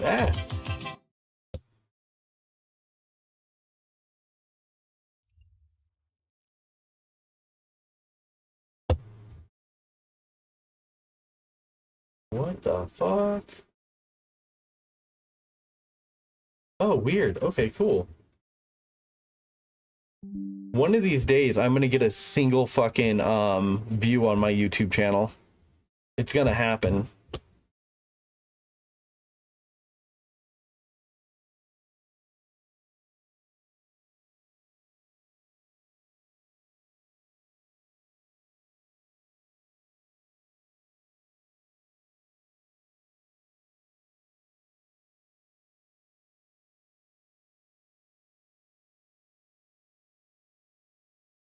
You don't really need to buy the thermal paste unless you want to take the paste that's on the deep cool off and then reapply the thermal paste that you have.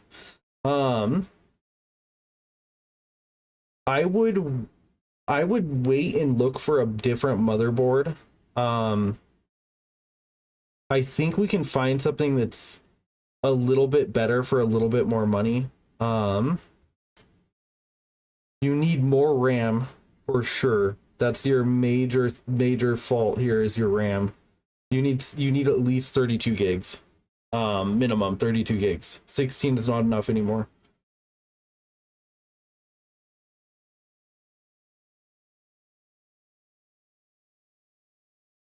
And also this RAM probably won't work. It doesn't say that it's AMD certified. It says that it has Intel XMP. It doesn't say anything about AMD on it. So with DDR5, you have to be really meticulous about which ones you buy.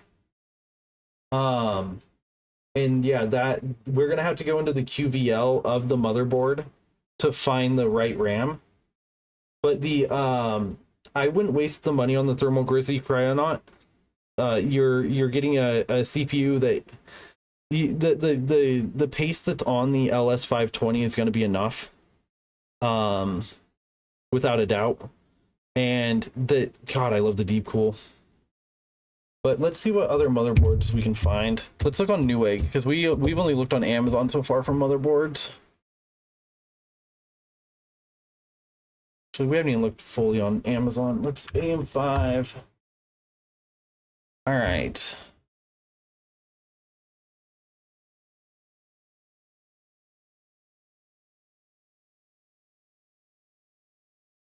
You get this one for 133. Holy crap.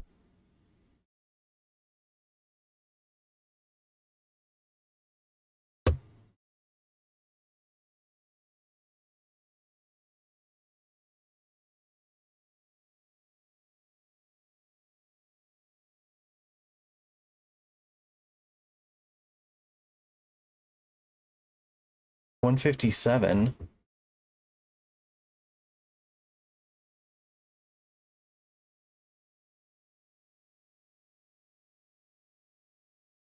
Okay, yeah, just let me know, man. Um, I haven't really slept in a while. I go on weird like times where I can't stay awake to save my life, and then times where I can't sleep to save my life. Damn, this has a lot of USBs.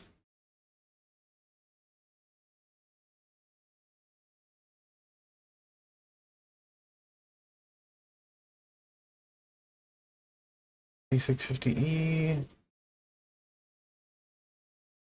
217. Let's see.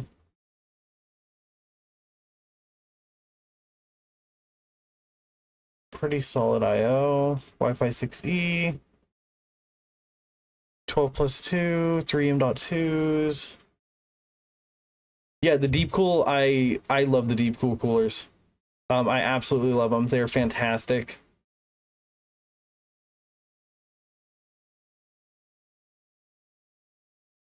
Let's see what this. Holy shit, look at that IO. 20 power stage. It's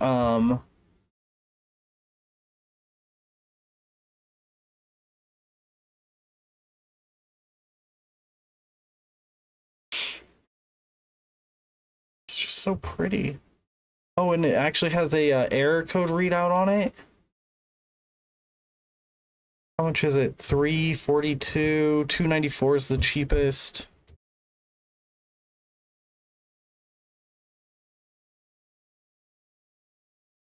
Almost $200 less. See what I mean about Amazon warehouse being the way to go?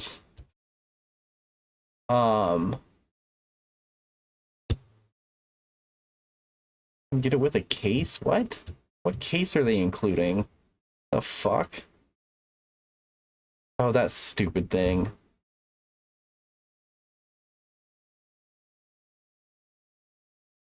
That's so funny.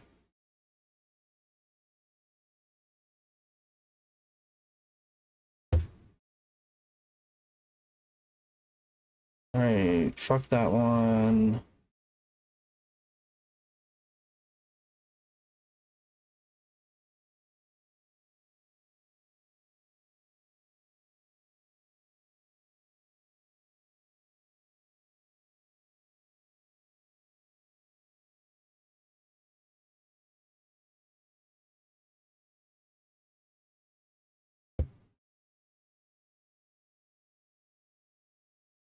I wouldn't say that it's bad. I just wouldn't say that it's I would say for the money you're spending, the air cooler that I would recommend is about the same price. So what's the point?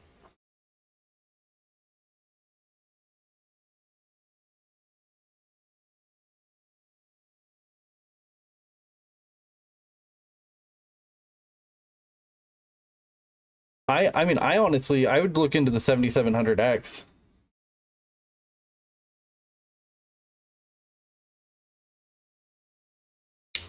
Or the 7700 non-X, depending on the price. But if the 7600 is enough for you, which it will be for most things, I definitely understand waiting and not buying one now and waiting for the next generation to come out, because your motherboard's going to last for the next like 4 years, 3 years, something like that. 2 years, something like that.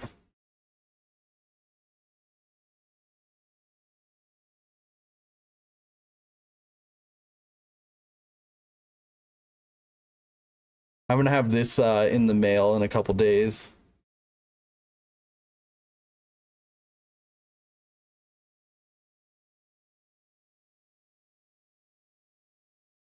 Yeah, so this is what I'd recommend for a air cooler right here. And it's on sale for 60 instead of 75. It's also a deep cool product. It's the AK620. This is a really good air cooler. It's gonna do about the same cooling as the as that 280 will. But I would still go with I would still go with the AIO, just because I don't know. I like it. I like AIOs, and if you end up getting a better CPU, you'll be able to for sure be able to cool it. Even though that X6 set or that one I just showed you, the AK620, it'll do up to 260 watt CPUs, which is pretty freaking nuts.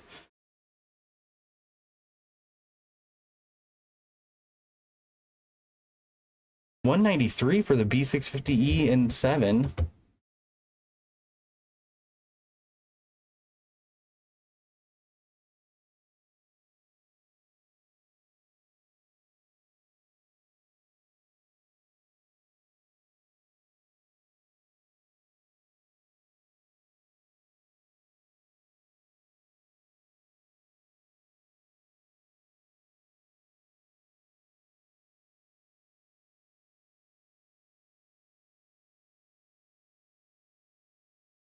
This board really doesn't seem that good.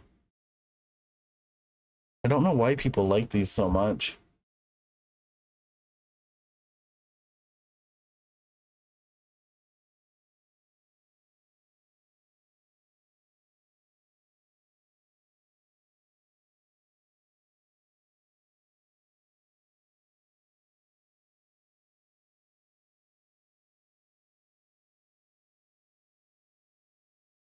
All right, let's find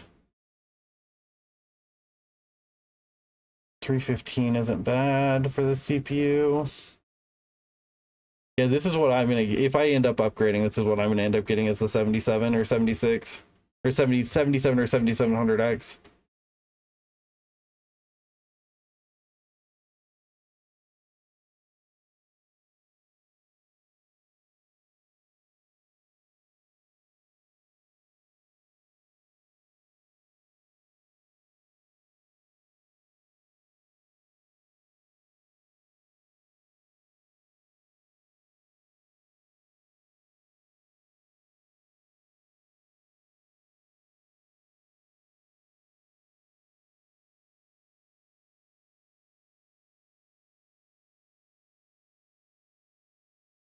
This is the board you want, right?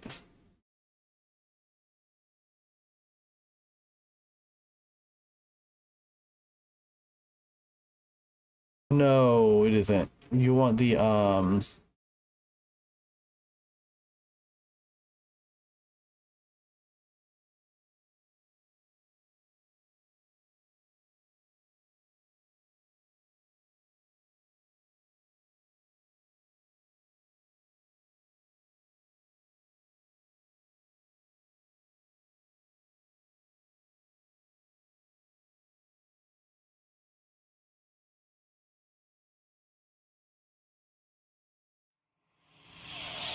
hey.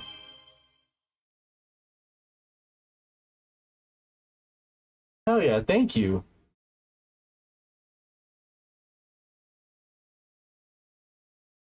That's awesome. Thank you, thank you, thank you. Every now and then you can find a good deal in these combos. So like it's worth clicking through because you can't see the price until you click on them. But a lot of times you really aren't saving much, if anything. So we know that this is 230 bucks, and the Tough Gaming B650 Plus I think is around 200. I think this costs more in the combo.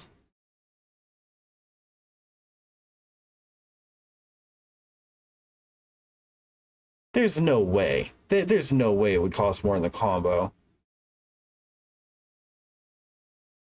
The Asus Tough Gaming B650 Plus. B650 Plus, $213.96 plus 230. It costs more in the combo. What, are you kidding me?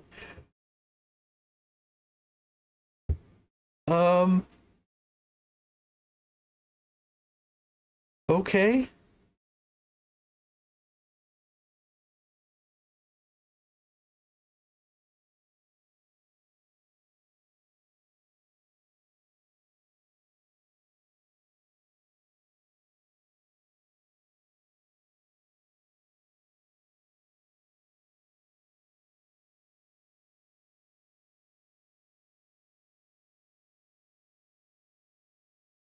Okay, so this is a good deal.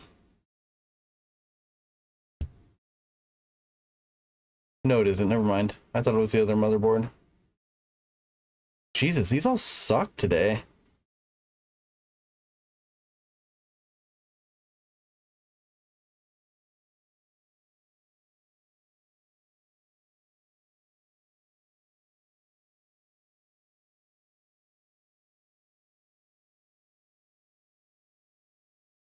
Oh, you said that you only had a 2.5 inch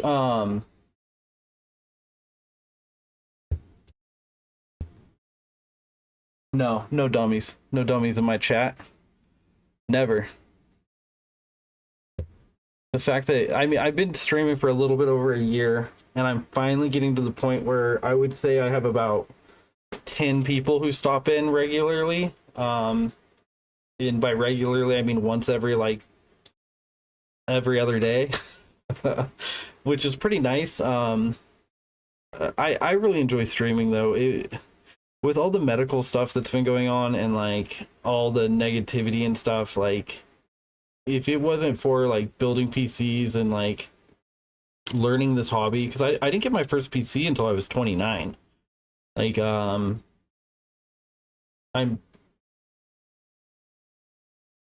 yeah, I just started like into getting deep into the world of PCs when I met you. If it wasn't for PUBG and like playing pool and getting into this world and then getting hurt and whatnot, and like then following into like finding I met a really sick dude. I back when graphics cards were first starting to become really hard to get, I had a 3070 in a pre-built. It was the only way you could get one was through buying a pre-built.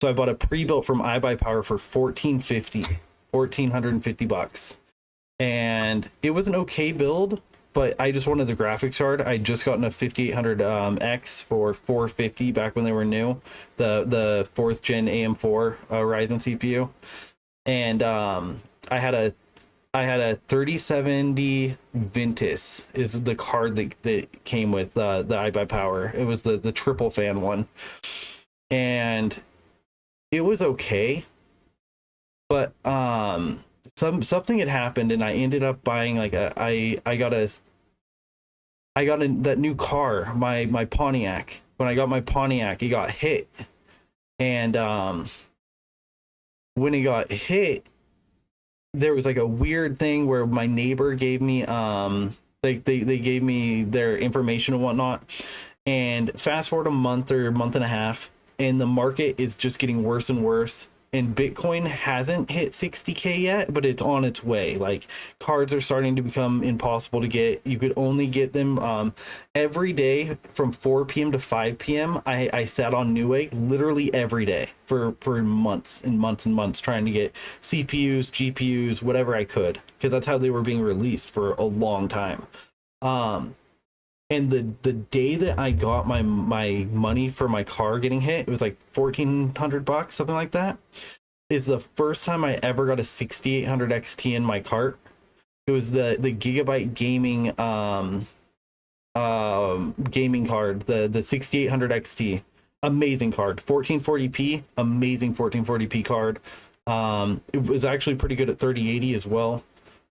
I got it for like $850. And I put the 3070 up for sale locally, and I was asking a fairly reasonable price, and it took about 5 days for me to finally get contacted by somebody who I knew wasn't a scalper, and it was for her son's birthday, who was like, he was a streamer. He played he was playing Warzone. I think Warzone had just come out, and I went over there. His name was Straight Lives is what he went by, and I put the card in for him. I talked to him a bunch. He didn't know a bunch about hardware, but he was somewhat knowledgeable about PCs, but not really. But he was stoked on it, which was really infectious, And he showed me Twitch. Like, I knew what Twitch was, but I didn't really know what it was. I just knew it was where whores were. So I always had a really like negative like outlook when it came to streaming, because I all the channels that I follow just basically talk shit about it, and it wasn't about gaming and whatnot. And he made me realize that this is a whole different like realm, and it can be whatever you want it to be. And I started following him, and for the first like I think it was right after my foot went out, and it's when I started watching him quite a bit. And from talking to him is how I got got my account set up and got my first webcam. I got everything set up. But yeah, I freaking, anybody who comes in my chat, I appreciate you guys so much. I love streaming. It's given me a chance to be myself again, because like the amount, like, I like working, I like being active, I like solving problems, I like running around, I like it's why closing at Fred's was so perfect for my mentality, because there was always some insanity going on. There's always some bullshit, some fire that had to be put out, a truck to be unloaded, pallets falling over, just it was always something crazy. And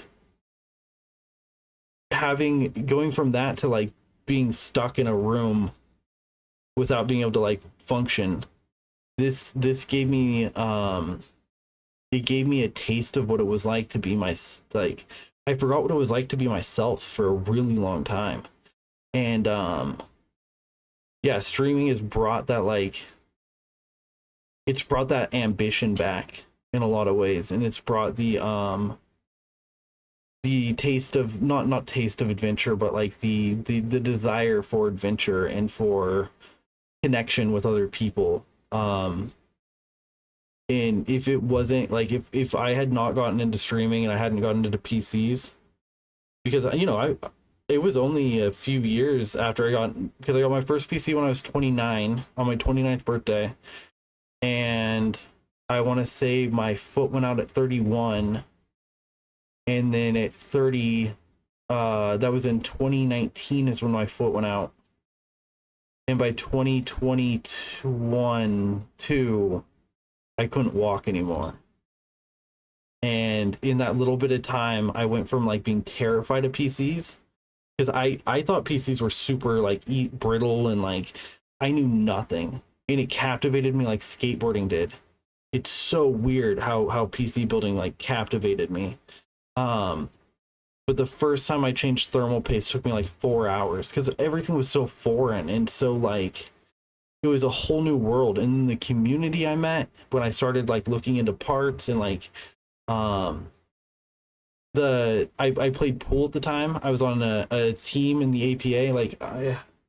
We were really good. I only played with them for a few years, but if you look up here, let me get my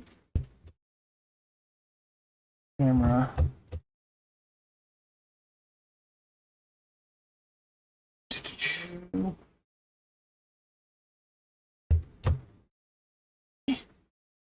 So this was over the course of 2 years, I want to say I was on the team.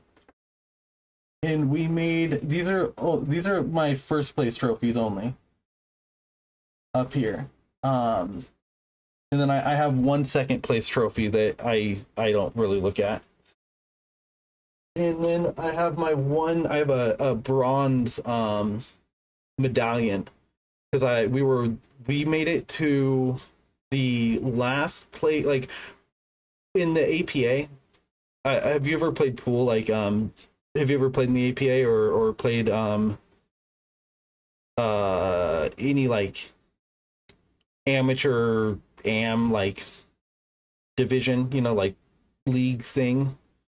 I know that there's like pretty much soccer and everything else that does pretty much the same thing.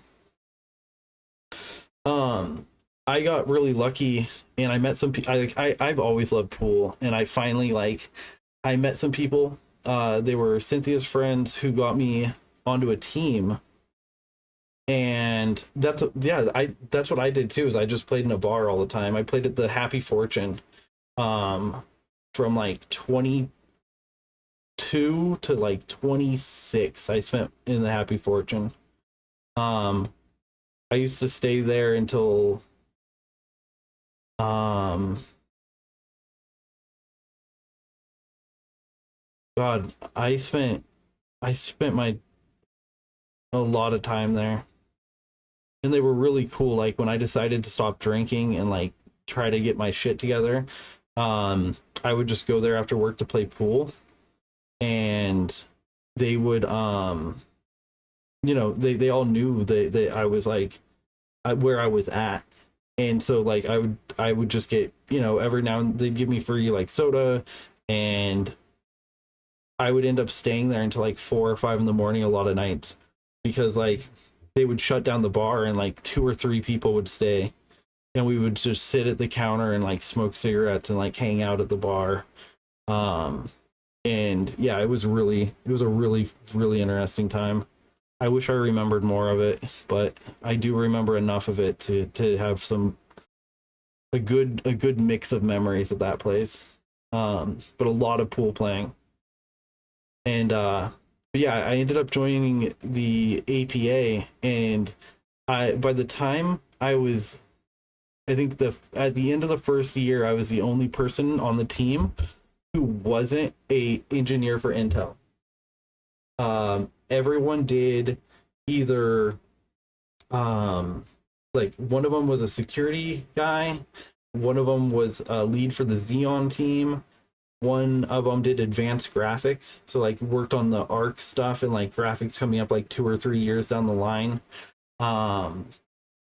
And one guy worked in aviation. He did like he was the only other person who wasn't at Intel, and he did like advanced aviation work for like you know very, very high level stuff. And I was just an idiot who worked for Fred Meyer. um and they were who I was playing with when I got my first PC. And it was crazy. It was such a cool like experience, because I was just gonna buy a pre-built because I wanted to play PUBG. And I remember telling him that, like, I walked in one night and I was like, hey guys, I think I'm gonna buy a pre-built. And they literally all 4 of them just turned and yelled at me at the same time and told me no. And I had no idea what I was looking for. I got super lucky. I got a full PC for 330 on my 29th birthday. I almost got scammed too. I almost drove like hours to get scammed. And up in Lake Oswego, like right when Lake Oswego starts, up on the hill, there was a dude selling his PC that he said he could play PUBG. It had a RX 480 in it. That was right when the 480s had just come out. It had a I think like an 850 SSD in it.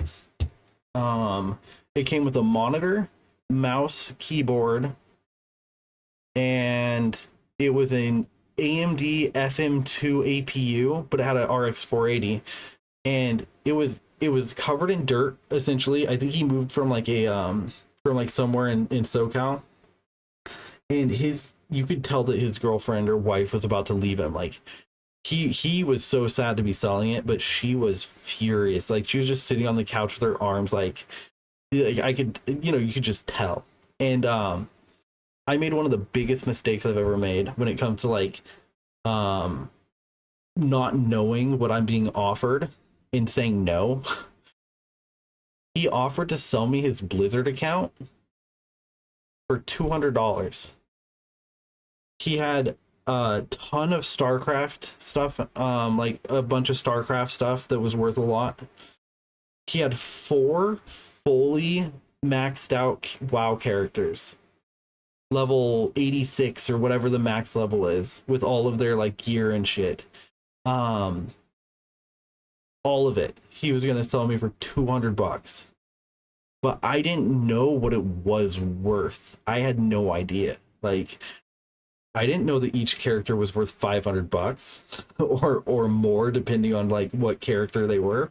I didn't even know what a graphics card was. Like, I didn't understand any of it. I just saw that it turned on and it went to Windows, and he said it could play the game. and it was, you know, working with the dudes who I played pool with, who taught me like how stuff worked, and then from there I just like got fascinated. But that first PC would shut off if I didn't have a fan like hitting it just right. The APU that was in it was such garbage that like it it it could play PUBG, not well, but it could do it. And I already had another build like lined up. I was mainly buying the build for a parts list that they made me. The dude who ran the Xeon, one of the leads in the Xeon department, had created a Microsoft Word list, and it had like everything I needed. So I went over to his place and we built a Xeon. It was basically this is back when Skylake first came out, so the 6th generation Intel, and it was right before the 1st generation Ryzen released is when I built my first like actual PC.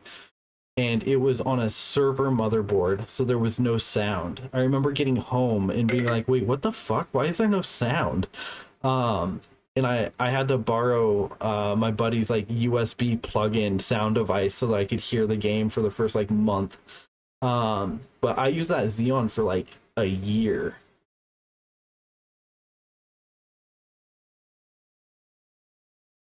Oh yeah, that's using the Pro 6 is the 8th generation, isn't it? The i5 86 8550, if I remember correctly, 86 something.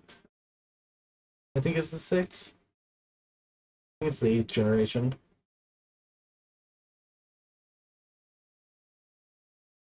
I love the Surface series.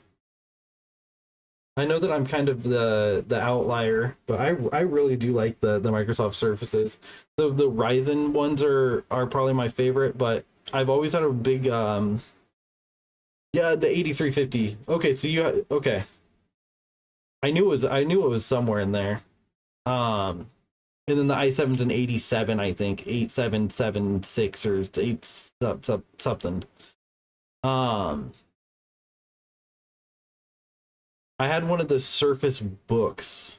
I think it was a book where like where you could take the tablet off and then you had the base.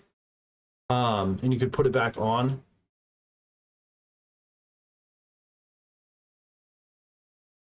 Yeah, I didn't have the performance base, unfortunately. I just had the normal one that had like the secondary battery and whatnot. But the really nice ones had a I think they had a 3060 in the really nice one, and the kind of nice one I think had what was it, a 1650, I think, 4 gig. Or it was a 1050 not a 1050 Ti, what was it? But yeah, one of them had like a 3060 in it, and at the time the 3060 like 6 gig being in that thing blew my mind. It was like it could play Doom 2016 super well. It was crazy. Like, I love that thing. What happened to that? That was so long ago. I've had for when I was still, you know, had a career and whatnot, I was buying a lot of tech and just testing it out, and like I did a bunch of like in-house reviews that I never made any content about. I just wanted to know what it was like, so I would find a deal, pick it up, and then, you know, sell it for what I paid for it. Or, you know, usually I'd make a little bit. I'd usually make quite a bit, actually. I usually make at least $100 on most of the tech purchases that I bought. Yeah, I had a lot of fun messing with services, and like the not Microsoft, the Samsung book 360, the 360 book, whatever that was called when it first came out. That thing was pretty powerful for what it was. I could play Tomb Raider on it, and that blew my mind because it had no graphics card whatsoever in it, and it was the first time Intel had put out a decent like you know, in chip graphics card. The new Ryzen APUs are insane, dude. I think they release next month. They're the Ryzen 86 something. I don't know if there's any video out yet. Let's see if there is. It's insanity.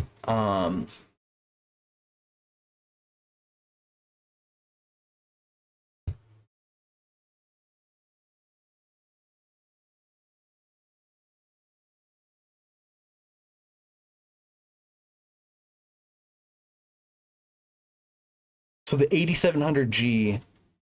Hey, what's going on, everybody? It's ETA Prime back here again. Today we've got some exciting news coming from AMD. And before we get started here, I do want to mention that, yeah, my microphone definitely sounds different. I am at CES, and one of my bags was lost during transit. Had a long way to travel, but I figure we can make this work. Okay, so this is something I'm super excited about. Been waiting on it for a while, and I know a lot of you have also. We're getting some brand new desktop APUs with RDNA 3 graphics, and these are the AMD 8000G series processors. Right now, they announced 4 different SKUs: the 8300G, the 8500G, the 8600G, and of course the 8700G, which is the one that I'm most excited about. These will be available January 31st, so we don't have long to wait. Prices aren't that bad, but I kind of wanted to go over the specs here because when it comes to that new 8700G, obviously it's going to be based on Zen 4. We get 8 cores, 16 threads, a base clock of 4.2 gigahertz with a boost up to 5.1. I mean, Jesus. this is looking very similar to the 7840U, which is a mobile variant, but this will run it up to a 65 watt TDP. And we've also got the AMD Radeon 780M iGPU clocked at 2900 megahertz. Moving down the list a little bit, we've also got that 8600G, 6 cores. Okay, so we know that up does to it 5 gigahertz on the Far Cry 6, 65. all right. This first G 5 Assassin's Creed Valhalla is coming 3 FPS. Far Cry 6, 65. Assassin's Creed Valhalla at 68. Shadow of the So this is an APU. This is a built-in graphics card. It's saying that Cyberpunk 2077 is going to hit 63 FPS. 1080p low. 63 FPS. Far Cry 6, who cares? Assassin's Creed Valhalla is going to hit 68. Hitman 3 will hit 89. Metro Exodus is going to be 98. Like, this is without a graphics card. It's just the CPU. It's an 8-core, 16-thread, no graphics card, and it's hitting these levels. It's insane. It's absolutely mind-boggling how good these are. Right? It's the same performance as like a I think they said a 1060. If you were to put a 1066 gig on a current like card. So let's see what a 1060 does, because that's what I've heard, is that it's a pretty much equivalent to a 1060. The Tomb Raider 76. So 780M versus the 1060.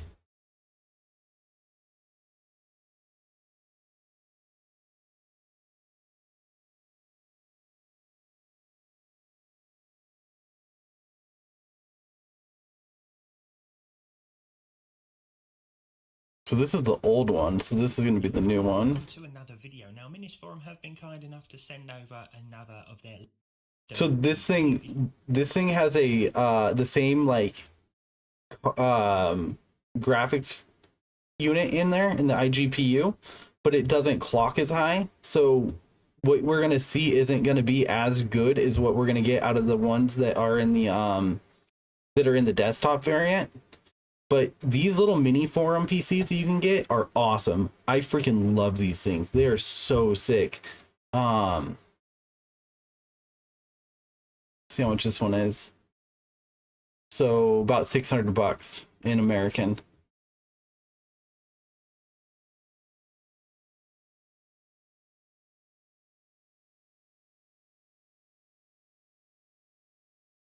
The Switch actually has the new Switch, the OLED has a 6 nanometer upgrade. It's actually pretty sick.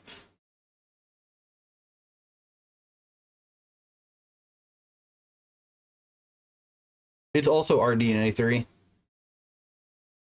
The OLED? Oh yeah, that's awesome, dude. I want one of those. The games that you can play on it are not, it's nuts how good those things are. Okay, well, we know that this has the same graphics in there, so or the space for it. We actually get this 12400 megahertz DDR5 in dual channel mode here with the 10 of the box performance as is, so I haven't touched anything else. Now, it's always worth remembering, of course, that mini PCs and traditional desktops are targeted towards two different audiences. You could build a cheaper PC with a card like a 1050 Ti, but if you want a mini PC, dude, oh my god, to give you a good idea. So Cyberpunk is up first. I've kept everything at native resolution throughout in order to try and maintain a fairer test.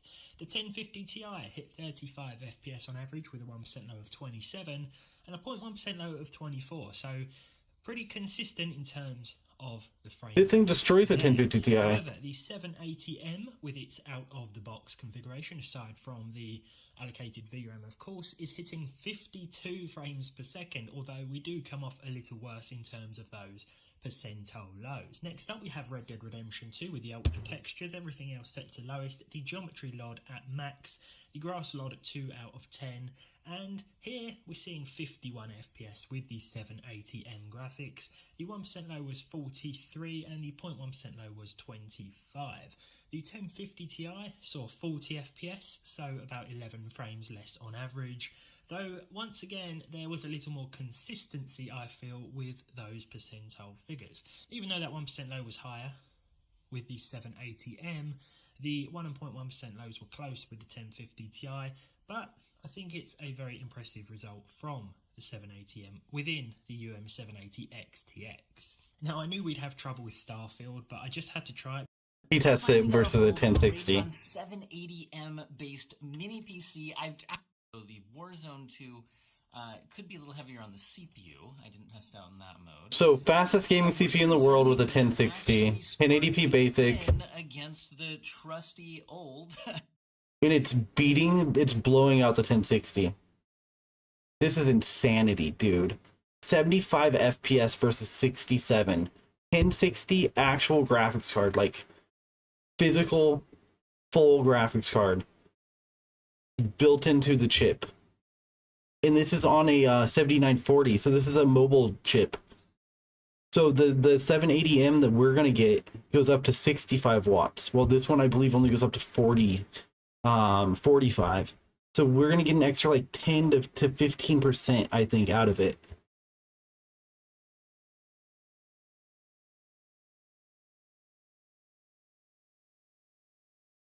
Wow, that's insane.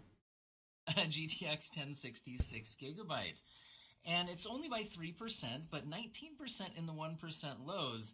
And honestly, this is just incredibly impressive to me. I know the 1060... Dude, what the hell? Why is my battery dying so fast on these? But still, seeing a tiny mini PC with an integrated APU graphics actually beat it, and we're at the 1080p basic settings, to be clear here, was very impressive.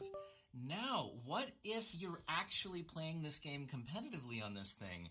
So I decided, what if we actually used FSR2 at the performance mode, which I know Moore's Law is dead. Great, but yeah, I agree. So the idea would be to get all the performance that you can.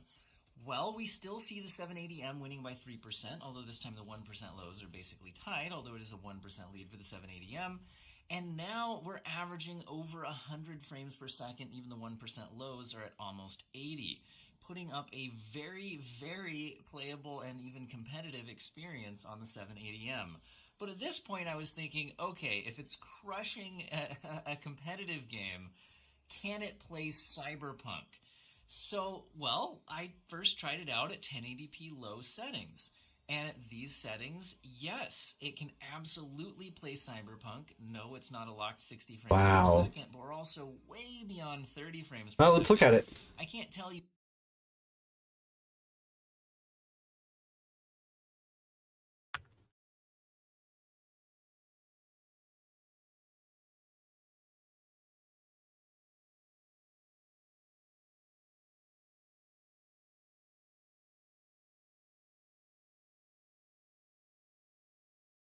MSI Pro X670p Wi-Fi Pro series is a motherboard that says, hey, I might be easy on your wallet, but that Now I totally get it. You want a budget X670 board because hey, it's already expensive enough to get into Ryzen 7000. So that is where boards like the MSI Pro X670P shine. Because at just $290, it is one of the cheaper X670 boards you can buy. Unless you count the Aorus Elite and the Gigabyte Gaming X, which are the exact same price and which we just recently covered. So what exactly does this board do that's better than those boards? The X670 motherboard just hit the shelves and is already a brand new source of anxiety for me. So I decided to start this brand new season with a good starter. The entry level of entry level, so you can see what you can at least expect out of the motherboards AMD is sending our ways. Today, we're reviewing the Prime X670P from Asus, a great do-it-all motherboard which focuses mainly on bringing you the best of what this new chipset brings at a bottom dollar price. At least that's what it tries. Now, fun fact for you, did you know that the mouse-like marsupial called the Antechinus can have love sessions lasting up to 14 hours long? 14 hours! Providing a better VRM heat diffusion and a better audio static isolation. Now, design-wise, as seen in all P series. Hi, welcome back to PC Builder. I'm Jason. Now, whether you're building a budget gaming PC with the right... Damn it, my X670. Hi, welcome back to PC Builder.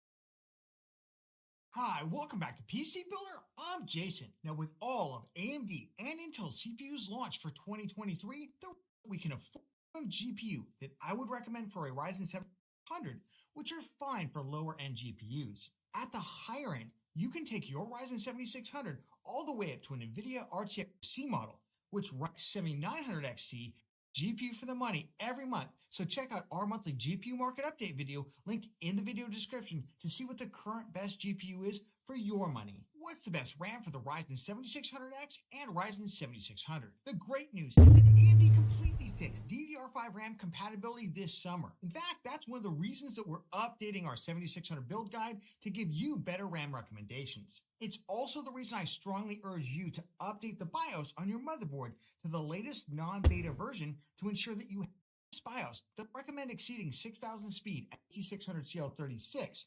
Just remember that both speed and cache latency are important. So we want to judge 5600. the overall performance of RAM. In terms of the amount of RAM, while 16 gigabytes total is what I usually recommend for just gaming, I have You yet want to see 32. a single DDR5 kit at these speeds with 8 gig sticks, so you're going to end up with 32 gigabytes total by default, which is plenty of RAM for gaming. And remember, always use sticks in pairs. Never mix in speed. Yeah, we know, as we show dude. you Fuck off. Nice RGB kits by ADATA.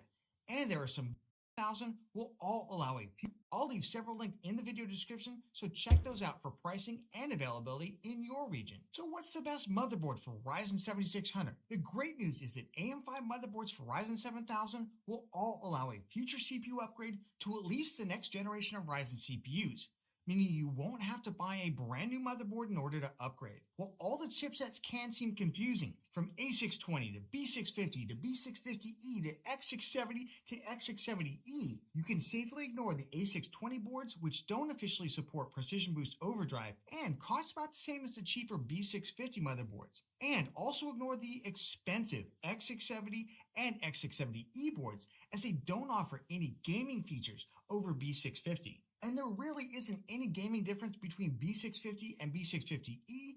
So again, we're just looking for a board that offers the gaming features that we want at the best price. For a deeper dive, check out our Best Ryzen Motherboard 2023 video. So what B650 motherboard should you get? Well, right now, MSI Pro.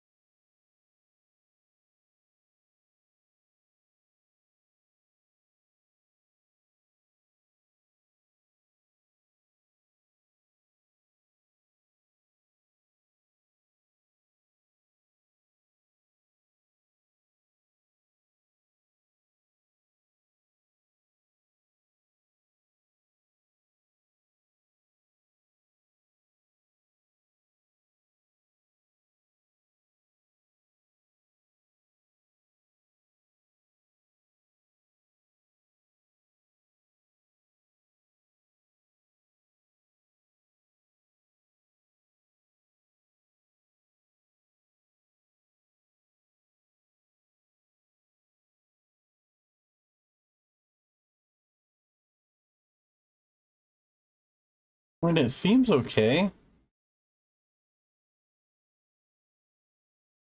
What does the IO look like on it?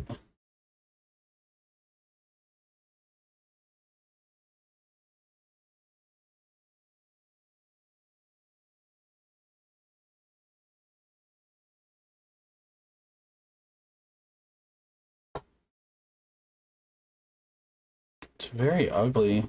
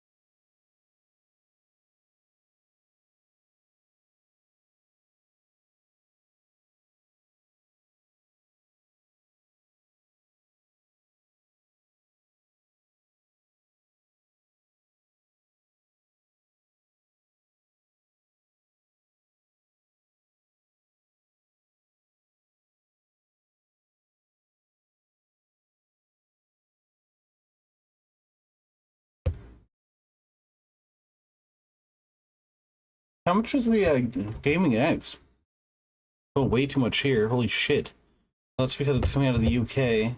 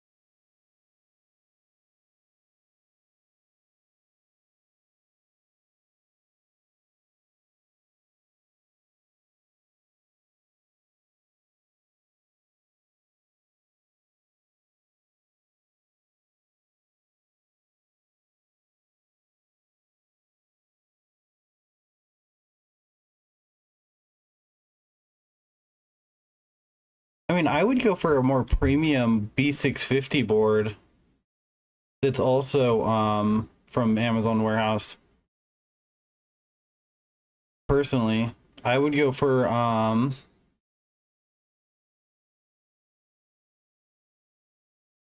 mean, hell, even the Tomahawk Wi-Fi has better.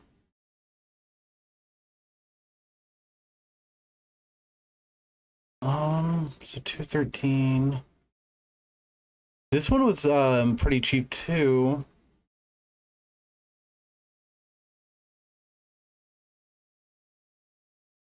Yeah, this one's 146.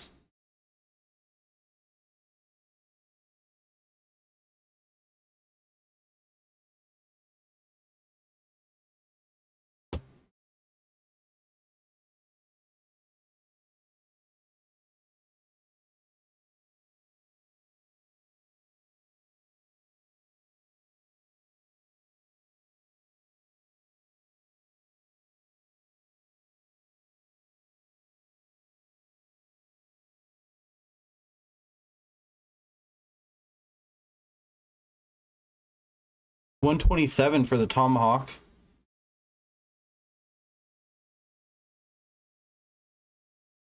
It is on the, I mean, it is the B650, but it's normally 260. It's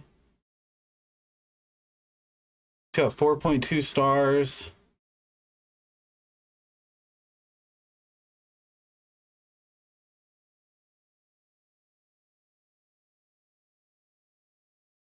Wi-Fi 6E, Ryzen 7. How many M.2s does it have? It goes up to 6400. It's Gen 4, which is fine.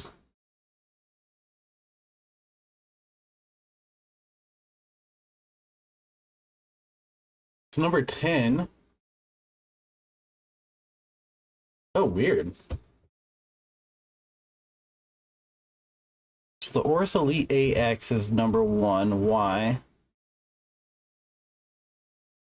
You get it for 155. No, 133. It's not bad.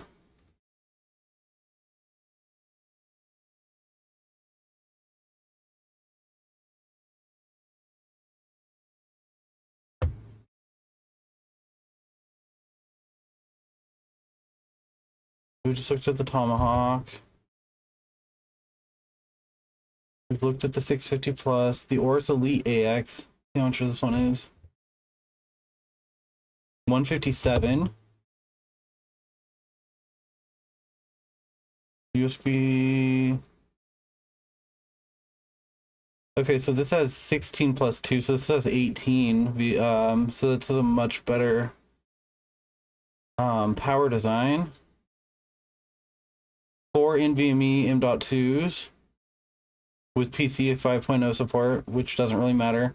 This does have QFlash Plus, which is nice, but I mean, we won't need it with the 7600.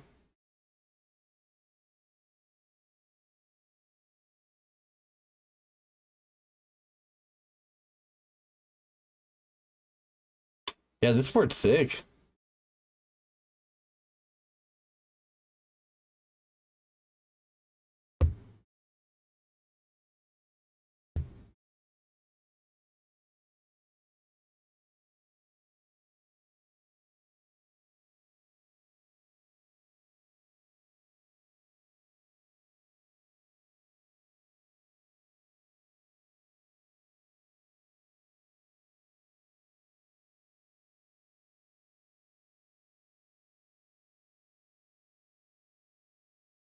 Okay, so this one's 220 flat.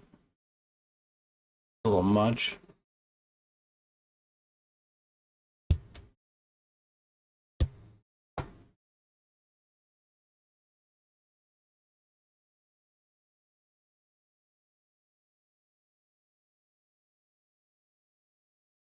$209.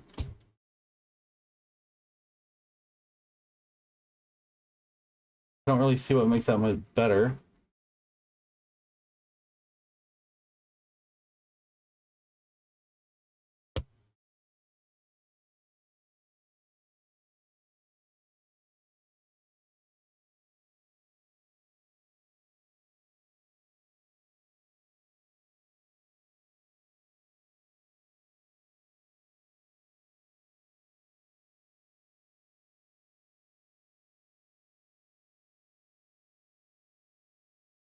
One's 142.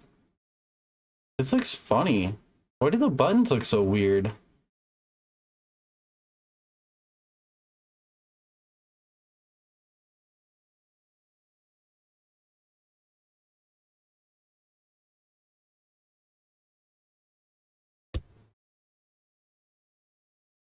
The Carbon's like my favorite series of motherboard.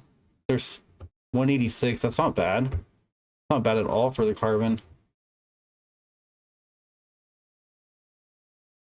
Oh, look at that dude, look at that IO. It's so nice.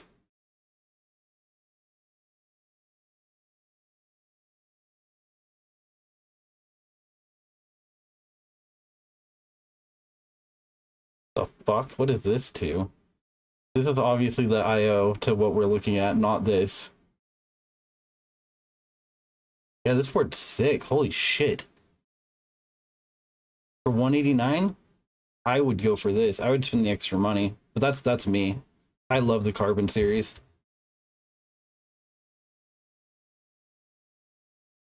see how much the edge Wi-Fi is. 185.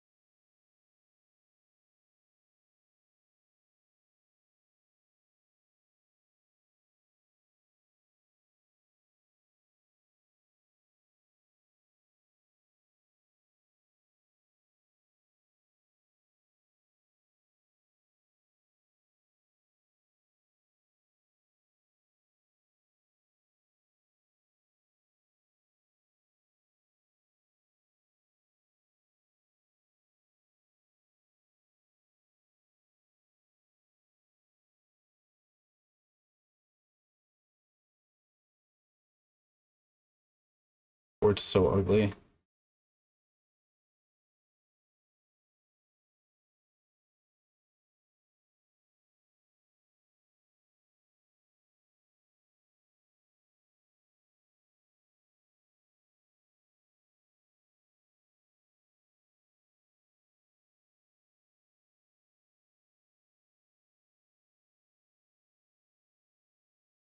The Oris Elite AX.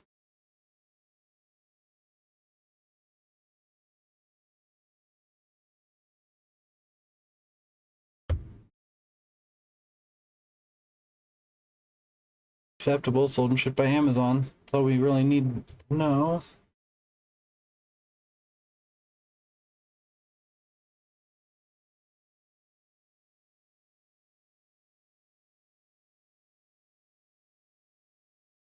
Okay, yeah. I mean, it's got a USB-C 10G out, so then you got the 3.2s. So if you do get a webcam that's 4K, you can still get 4K out of it. It's got Q Flash Plus, which is good. Yeah, this is great. Twin 14 plus 2s. So it's good VRM. PCI 5.0, PCI 5.0 NVMe times 4 M.2s. Yeah, this thing's fucking great, dude. 100%. This is a fantastic board for 133.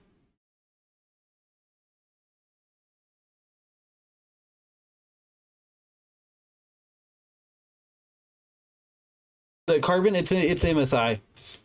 You'll probably honestly, I would just buy this. You're right. This is a great board. For 133, like the you're getting PCI 5.0, which gives you access to, you're getting 4 PCI 5.0 NVMe times 4s, but times 4, which is nuts. Front and rear USB-C, which is good.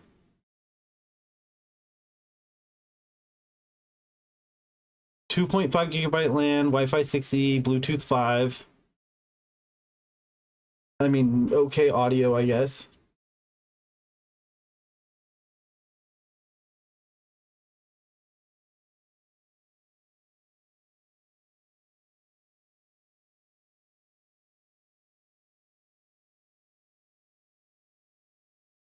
Yeah, I 100% think that you should get this board.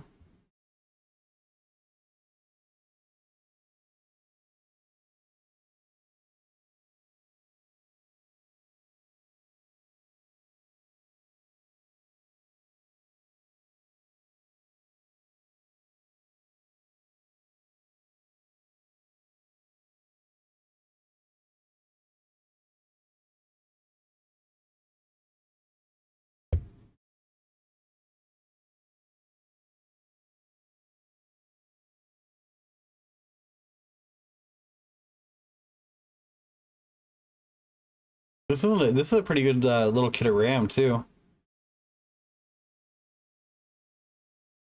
It's got AMD Expo, so it should work.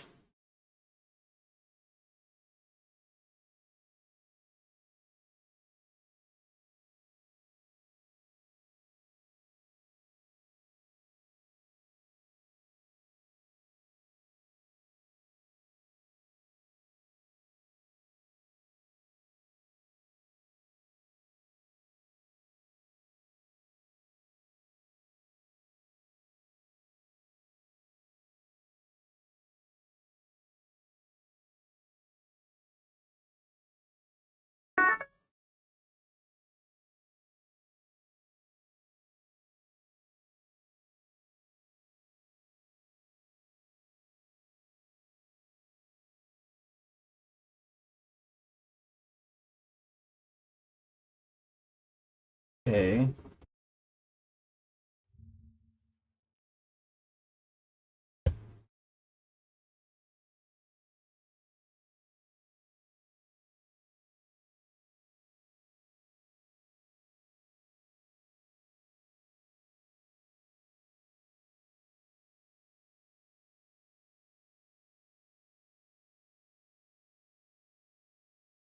The CL rating on it? CL 36.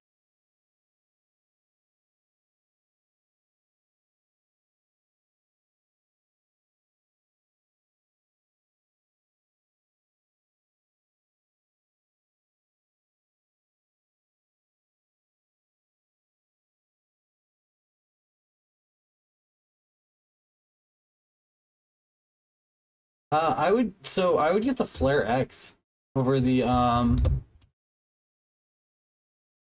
I personally like G Skills RAM more, and the timings are a little bit better.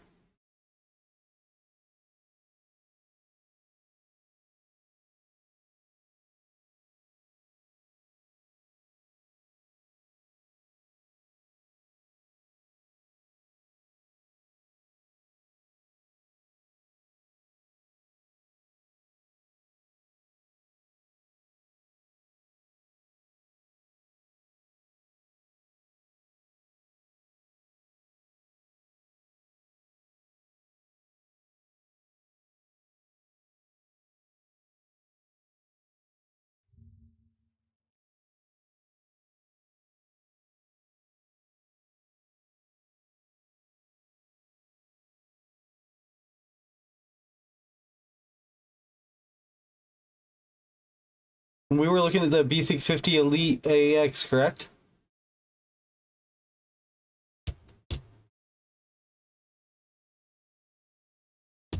I'm 90% sure that's what we were looking at. So we know that it's compatible. So yeah, this is what I would get right here.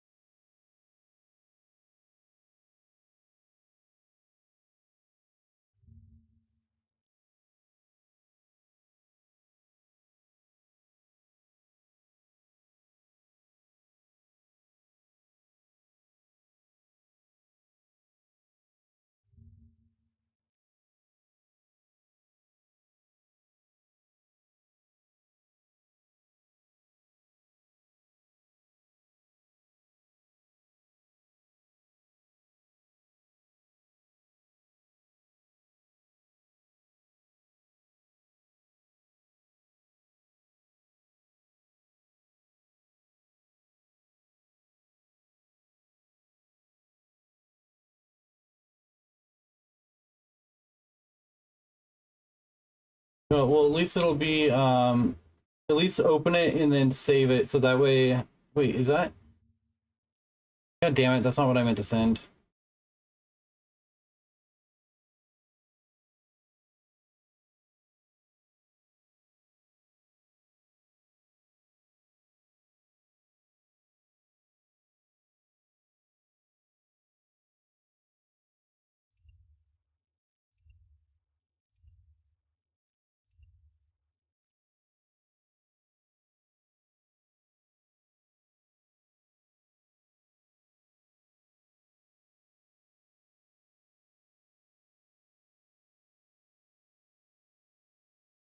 So look into this graphics card.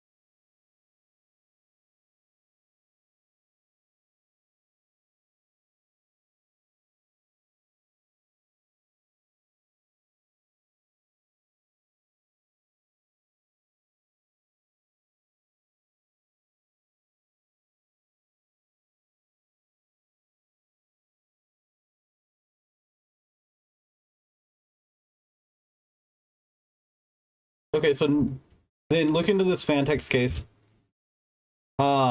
This thing's awesome. You can, when you need performance, this front piece comes off.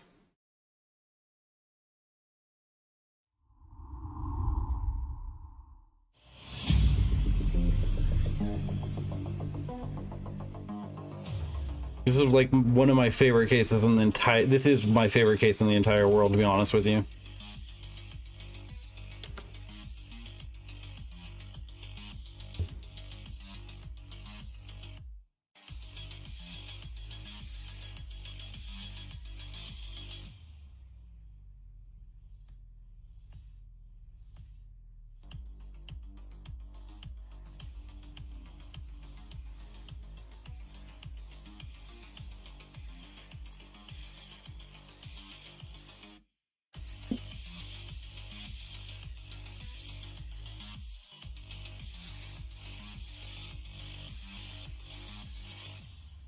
But yeah, the front pops off and the top pops off, and then the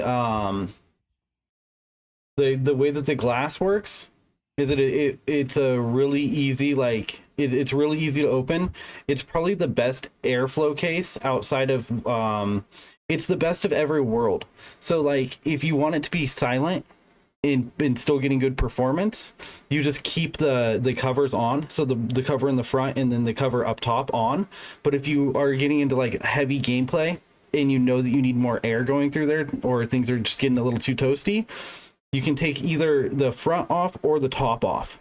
But what's really sick is if you want to, like, if you want to add RGB and, like, you know, nerd it out, you can nerd out the front and the top, and then when grandma's coming over, you can put the covers on, which not only does it hide the nerdiness, but it also makes it quiet, so it looks so it's more professional. So it's a silent case when you want it to be, and it's a high performance case when you want it to be.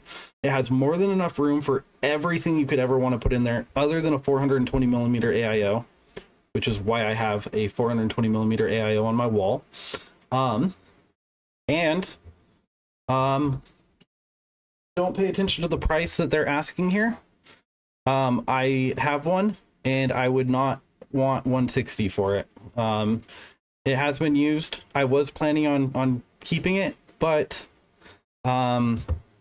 it's honestly, it's my favorite case in the world, and if you are interested and you like it, it would be a very good case for this build. But yeah, just look into it. But I won't take up any more of your time, buddy. Hit me up, and just if you have any questions or anything too. And yeah.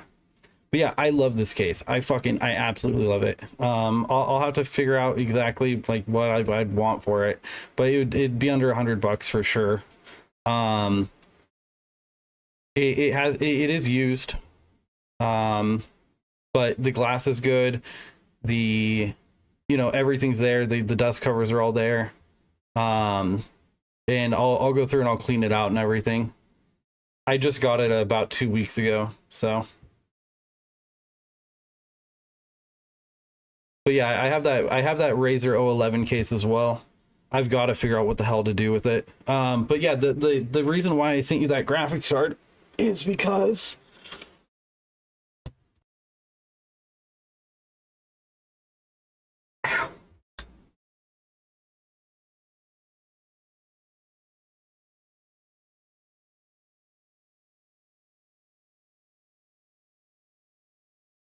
damn. Like, just looking at it, you can tell that it's like hasn't been used at all, which is nuts. It's like it was put in because she put it in the case, and then she thought that she needed a graphics card, but then the graphics card wasn't working right because she didn't have the right everything else. So I think that this thing maybe has 5 to 10 hours on it, maybe. But I will be doing a full testing of it. Like I said, I'm not gonna, yeah. But yeah, this is a 6800 XT. It's the Radeon. I used this card exclusively during the Bitcoin, when Bitcoin shot up to 60 grand that first time. I paid 850 for this card when I bought it originally. I sold it for 1,000 when I got my 3080, but they're not worth that right now. This thing sells for about 450 to 500. And then on the used market, it's around 350 ish is what they sell for. But with there's new cards coming out too, so the prices are probably going to go down a little bit. But what's good about this card is that it's really good for 1440p. This thing is right under the 6900 XT in how it performs. So like, it is like it's the 1440p like boss, and for the price point, you're not going to find anything better. The best 1440p card from Intel is probably going to be the 4070 Super, and it's going to be $600, and it'll have better ray tracing. But outside of that, I don't know how much stronger it's going to be. I'll have to look into it. But yeah, I highly recommend the 6800 XT for 1440p builds. And even underneath this one, the 6700 XT and the 6750 are both fantastic. But this thing has 16 gigs of VRAM, so it's going to last longer and it's more powerful. It's a fantastic card. So yeah, if you're interested in it, just let me know. I'll have it tested here in the next, over the next week or so. I'm gonna go through and I'm gonna compare it to my 6900 that's in here. But taking this thing out, like I said, it's a giant pain in the ass, but I'm gonna do it because, well, I have to. But yeah, get some sleep, buddy. I'll talk to you soon. Also, it was good to hear from you. Thank you for hitting me up. I'm glad that you thought about me. It was really nice of you.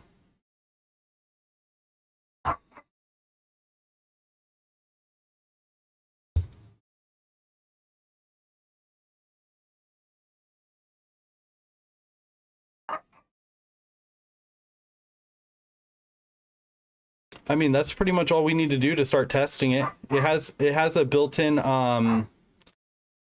Franklin, stop. Sorry, my toy poodle's barking. It has a built-in graphics on the 7600. So we can at least like build it on top of the box and make sure the component. Oh, we need a power supply first. Never mind. I'll find a good power supply and send it over too. Basically, there's a few on the market. Power supplies are kind of expensive right now. So plan on spending about $100 for it. We want to get at least an 850. It's just the smart thing to do. And of course, dude, it's what I'm here for. Yeah, of course. If you want to. You know where the Burgerville is in Plaid Pantry, over off of like where Shoals and Allen intersect?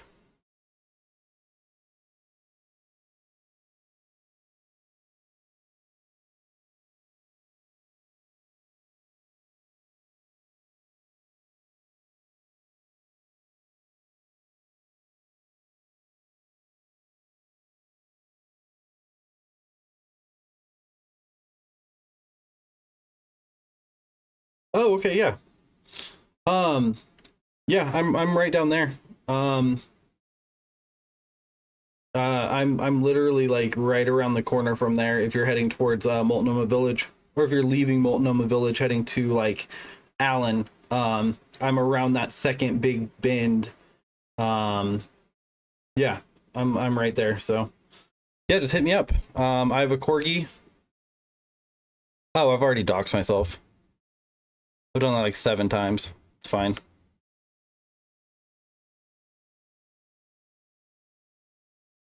But yeah, man, I've got a corgi. So if you like dogs, he'll definitely be stoked to hang out with you. And I've got a toy poodle who'll be kind of stoked to hang out with you. But yeah, have a good night, dude.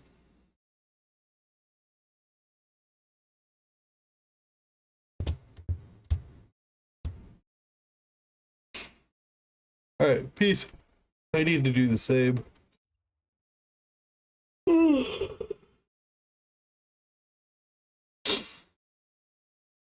haven't slept in like a fucking full day.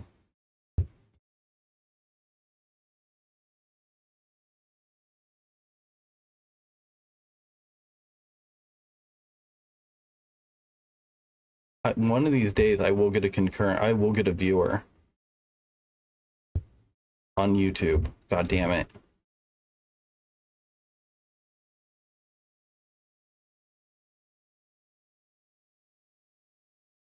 I look like I'm dying. I'm so fucking tired. I feel like I look like a retarded beached whale. Or like a dying like a manatee. I've got to lose weight. I don't want to die looking like a fucking manatee. Or an ARF.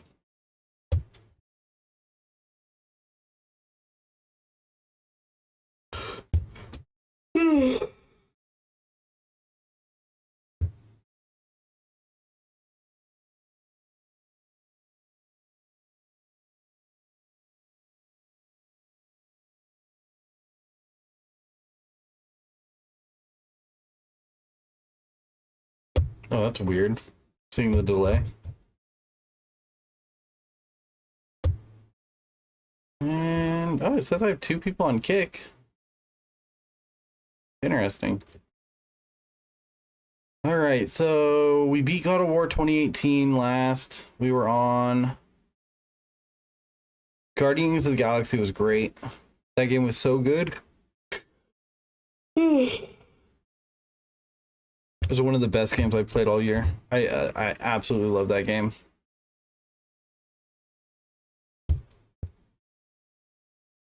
Man, I've got to get a better kit of RAM for my system.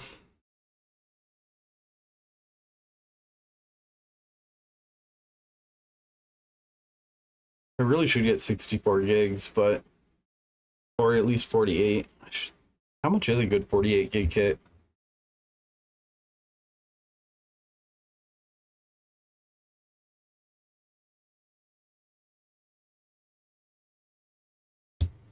$179, which is 96 gigs.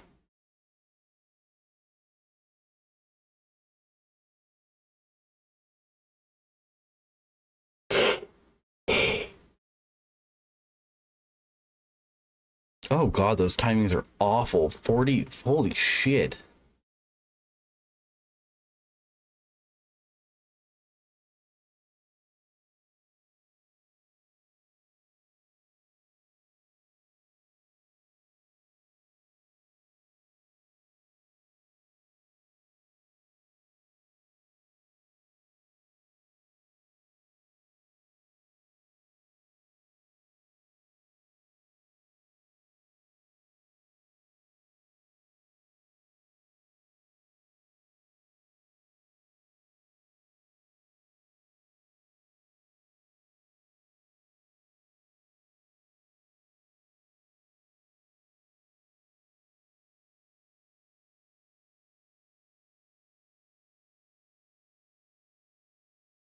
What is A-die? Is A-die like B-die but for DDR5?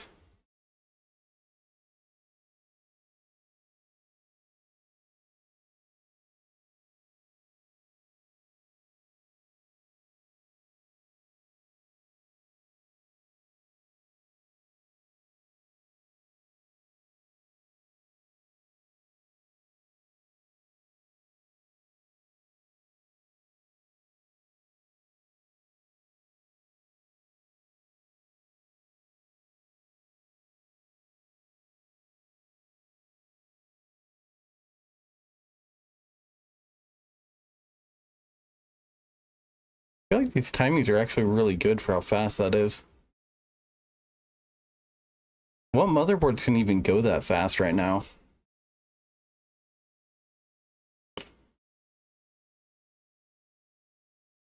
Man, this was only 220 bucks 2 months ago. NVMe drives have shot up in price. Which makes sense. I told everyone they were going to. There was no way they could last at that price.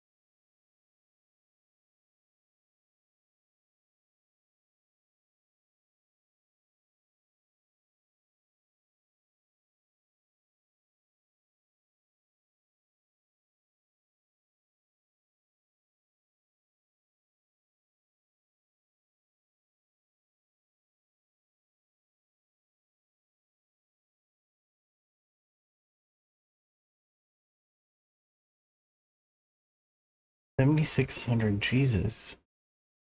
8,000. Who makes Clev? I've never heard of Clev. Apparently a lot of people bought these though. Holy shit.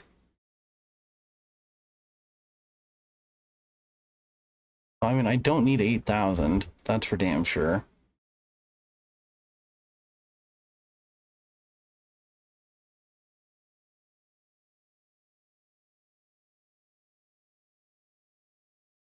Okay, so these are both DDR4.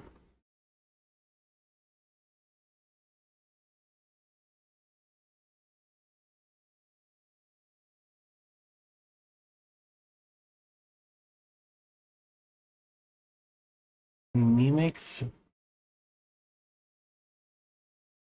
Oh, it's ECC RAM. I was gonna say, who would buy this shit? Master overclocking. What do we got? CL32 Hynix A die.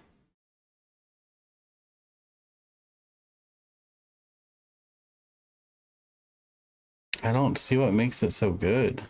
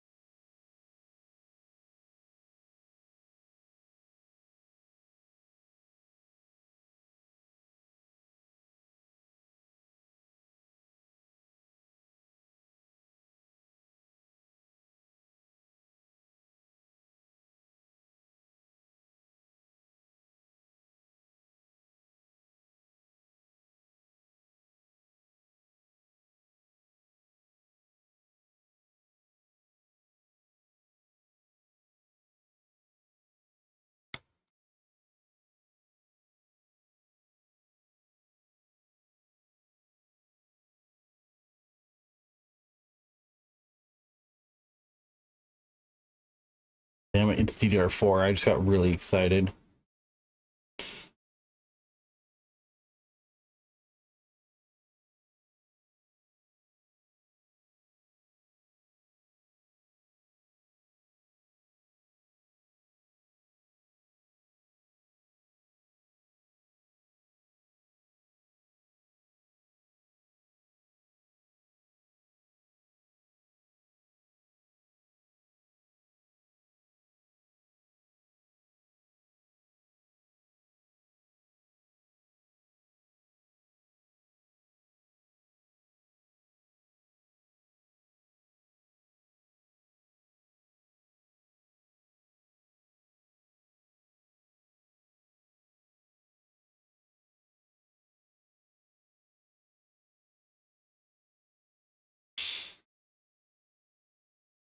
Fuck.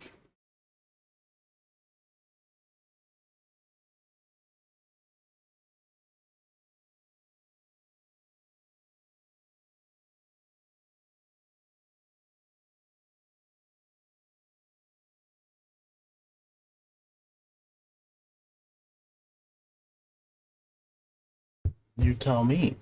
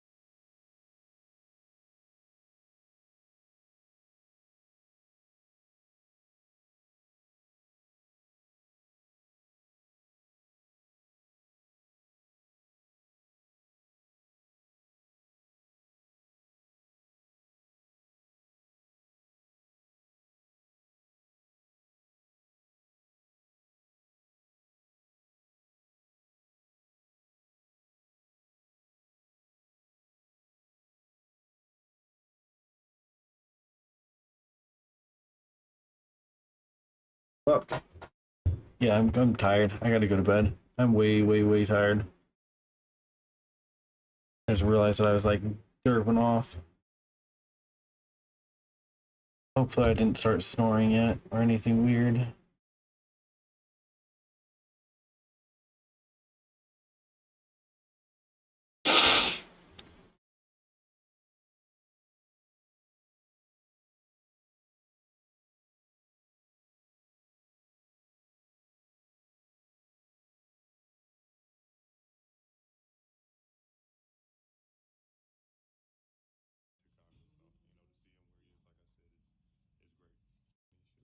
wouldn't I?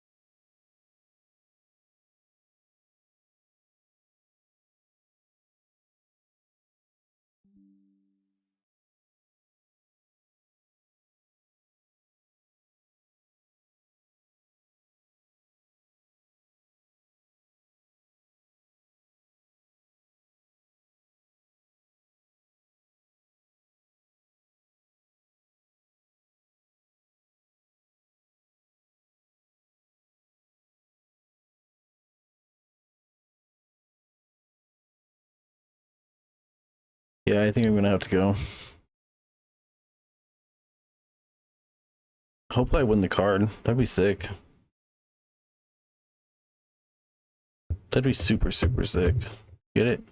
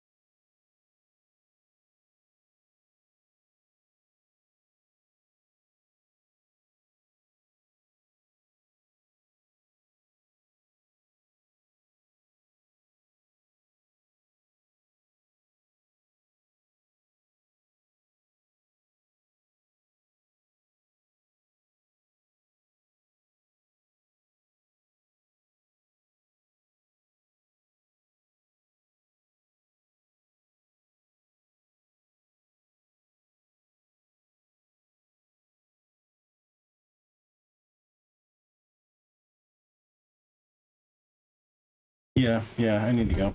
I'm fucking out of it. I'm so tired. Plus my dog is barking, which is always terrifying.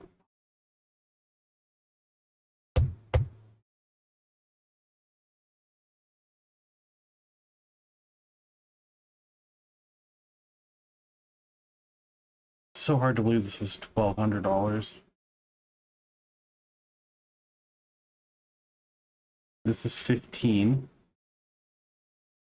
And the 4070 Super supposedly beats it. Oh, that's for a server. I don't give a shit about servers. Fuck, am I like stuck on the graphic? Franklin!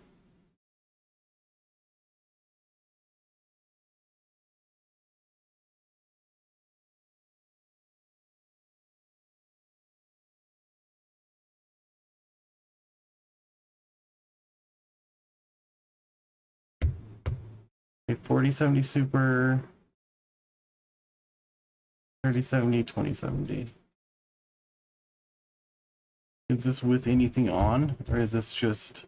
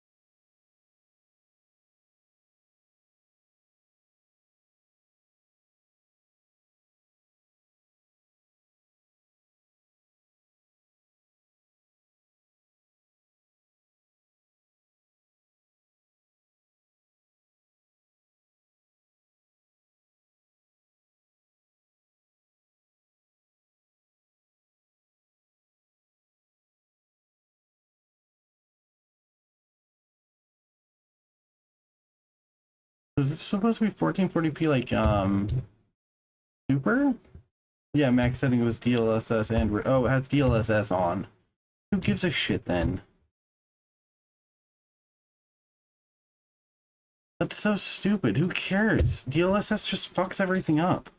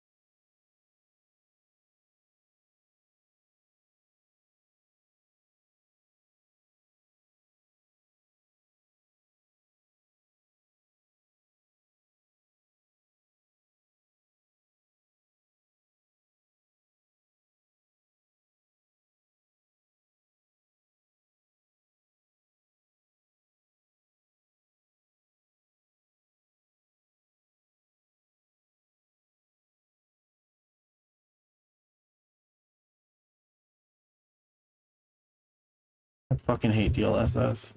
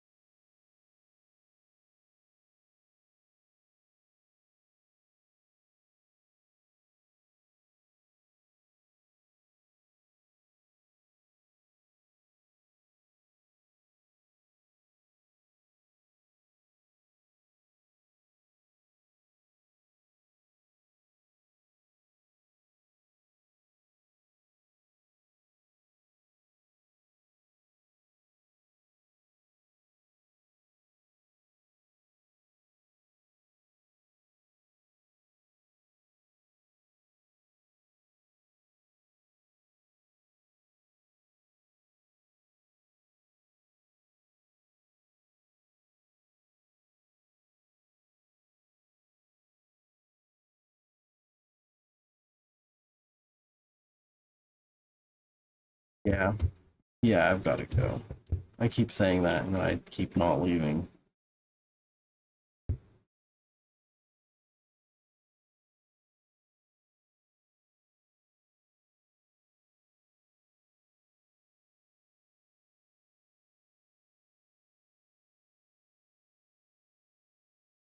RGB Elite. Is that the same? Hold on a second. Oh, this is gonna wake me up. That's for goddamn sure. Oh no, it's right here. Mm. Ow.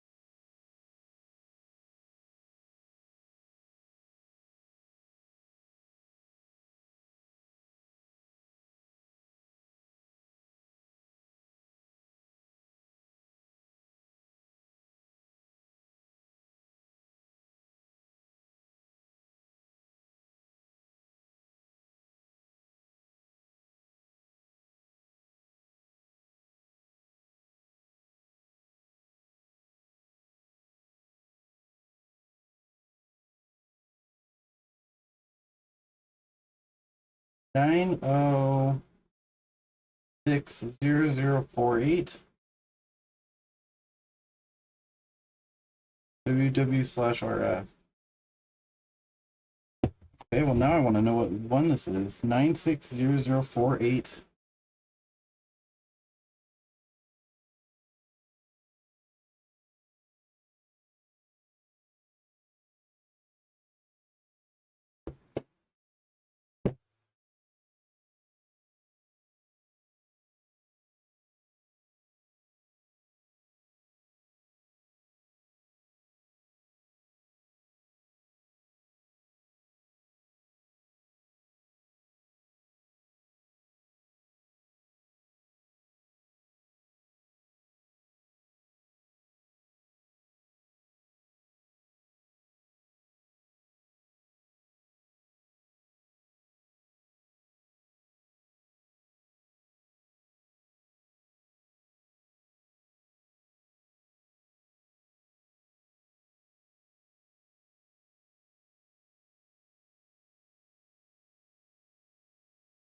Well, the 12600K went down. 170 is not a bad price at all.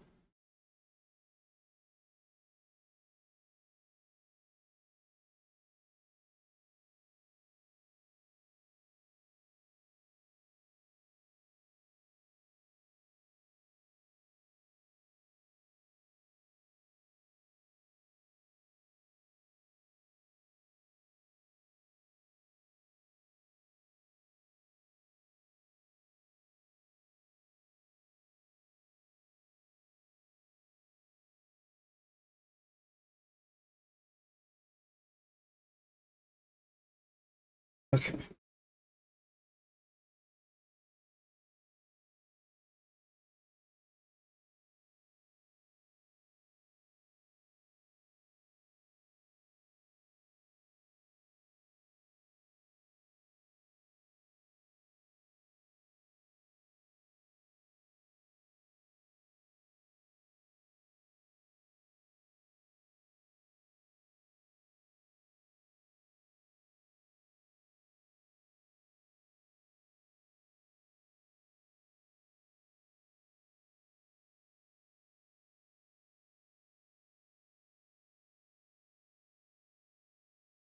fuck? Oh, it's this one. Okay, so this is the cooler I have.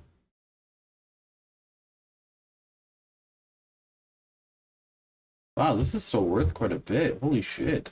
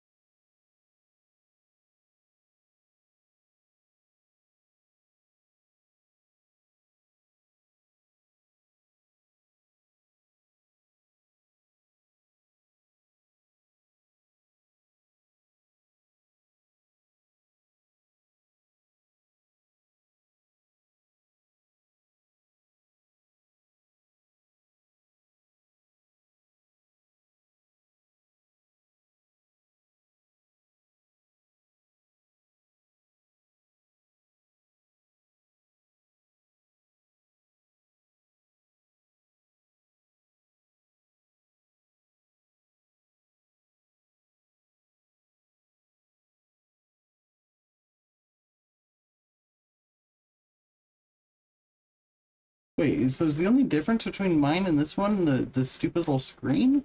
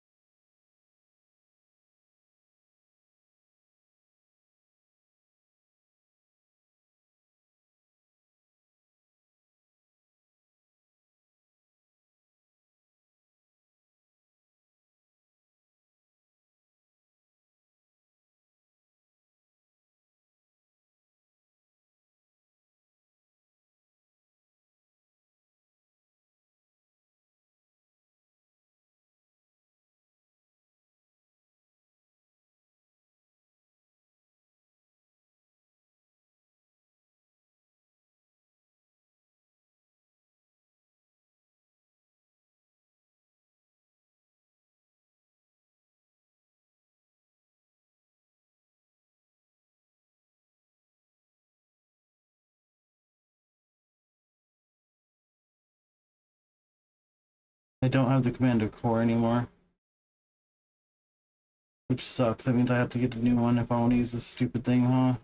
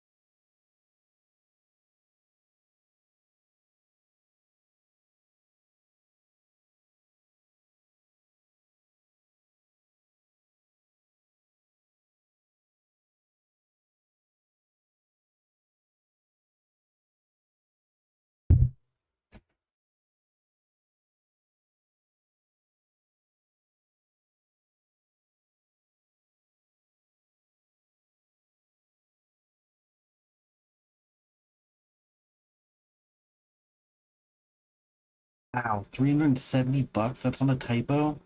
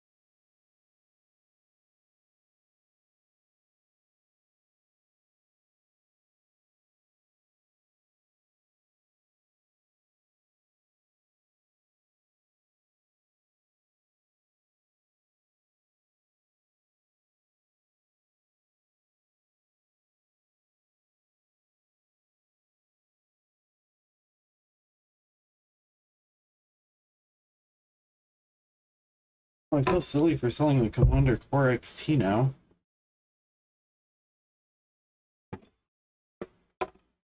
But pretty sure these are the ML120s. I'm like 95% sure that's what these are.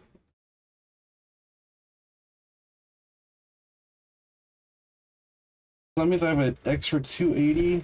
So do I need to get it 2 fucking commanders in order to use my stupid AIOs? Or can I hook them up without it?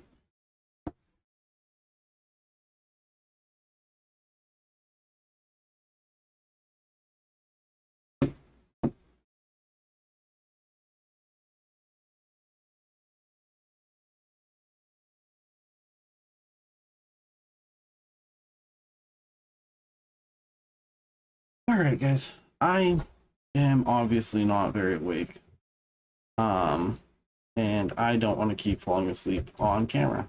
Because I know I have. So I'm gonna actually go this time. Oh wow, 117? It's not bad.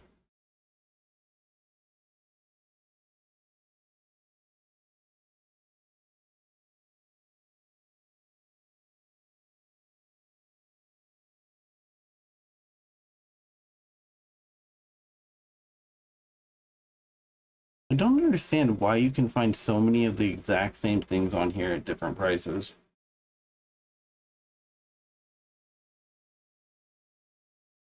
It's almost always the deep cool stuff. It's like there's different vendors that do deep cool for some reason.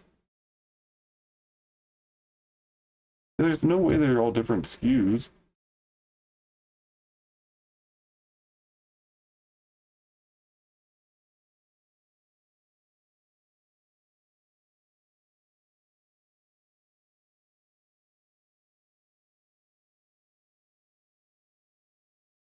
Okay, so this isn't the SE? Well, this is the SE? Oh, this has the readout on it.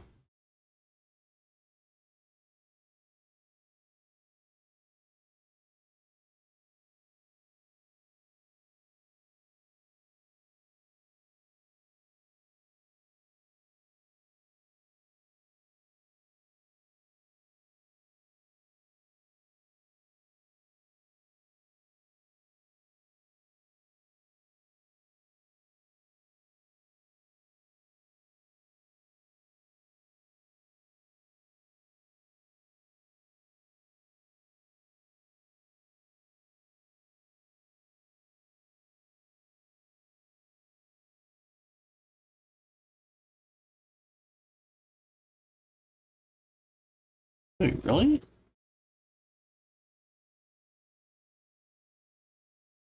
On some...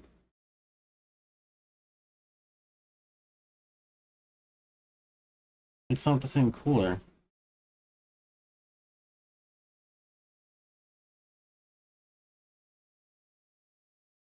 Yeah, this is the digital. Well, this is not.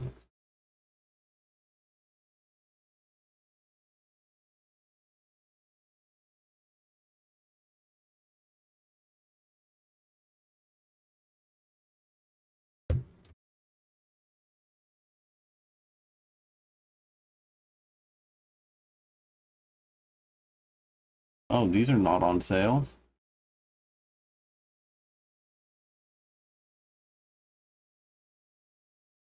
Jesus, why is everything so expensive?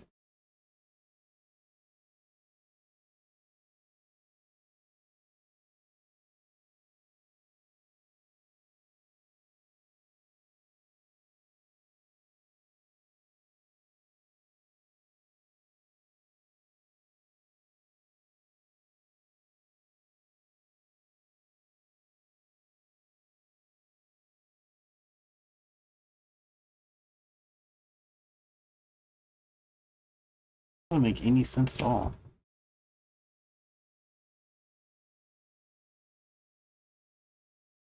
Oh, this isn't used. Okay, that does make sense then. Used is normally kind of fucked up. Every now and then there's a good price. Wait, these are all different than what we just saw.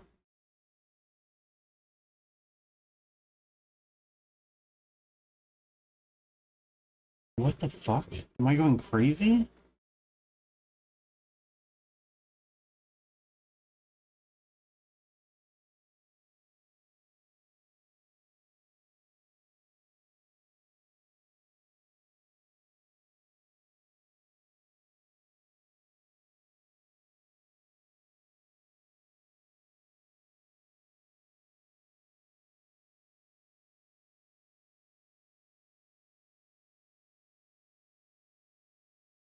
Why are these so expensive?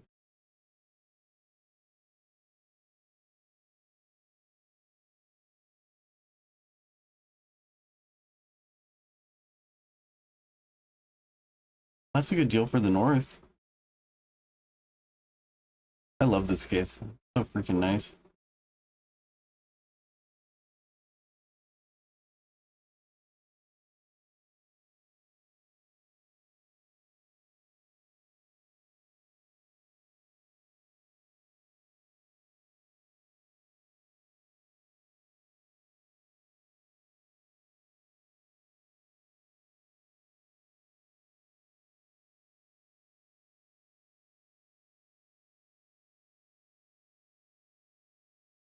How big is the stupid screen on this thing now? 3.5 inch? That's actually pretty big. That's big enough to actually, you could play some games on here.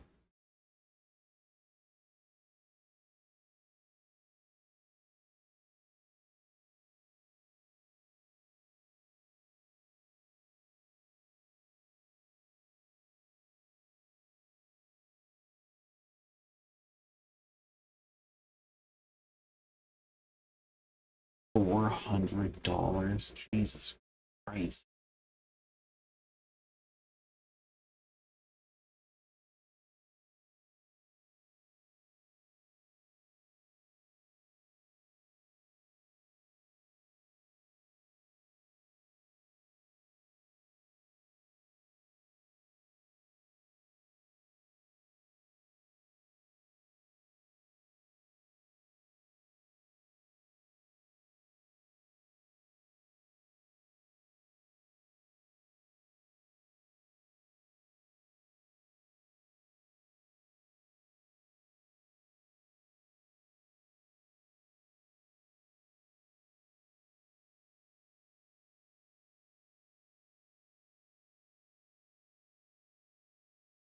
I'm really curious on how these Cougar fans are. I know they're not worth the money, but I do like some of Cougar's stuff.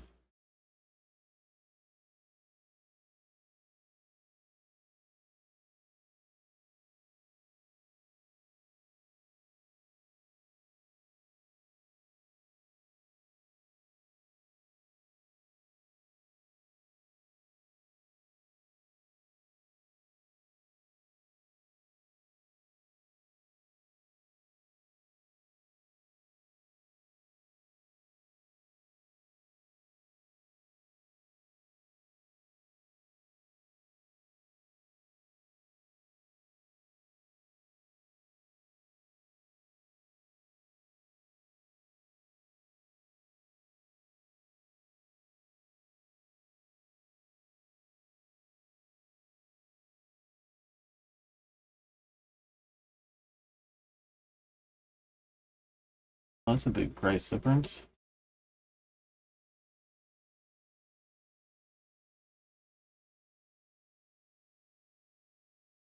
If I was doing a mini ITX build, this would be pretty sick.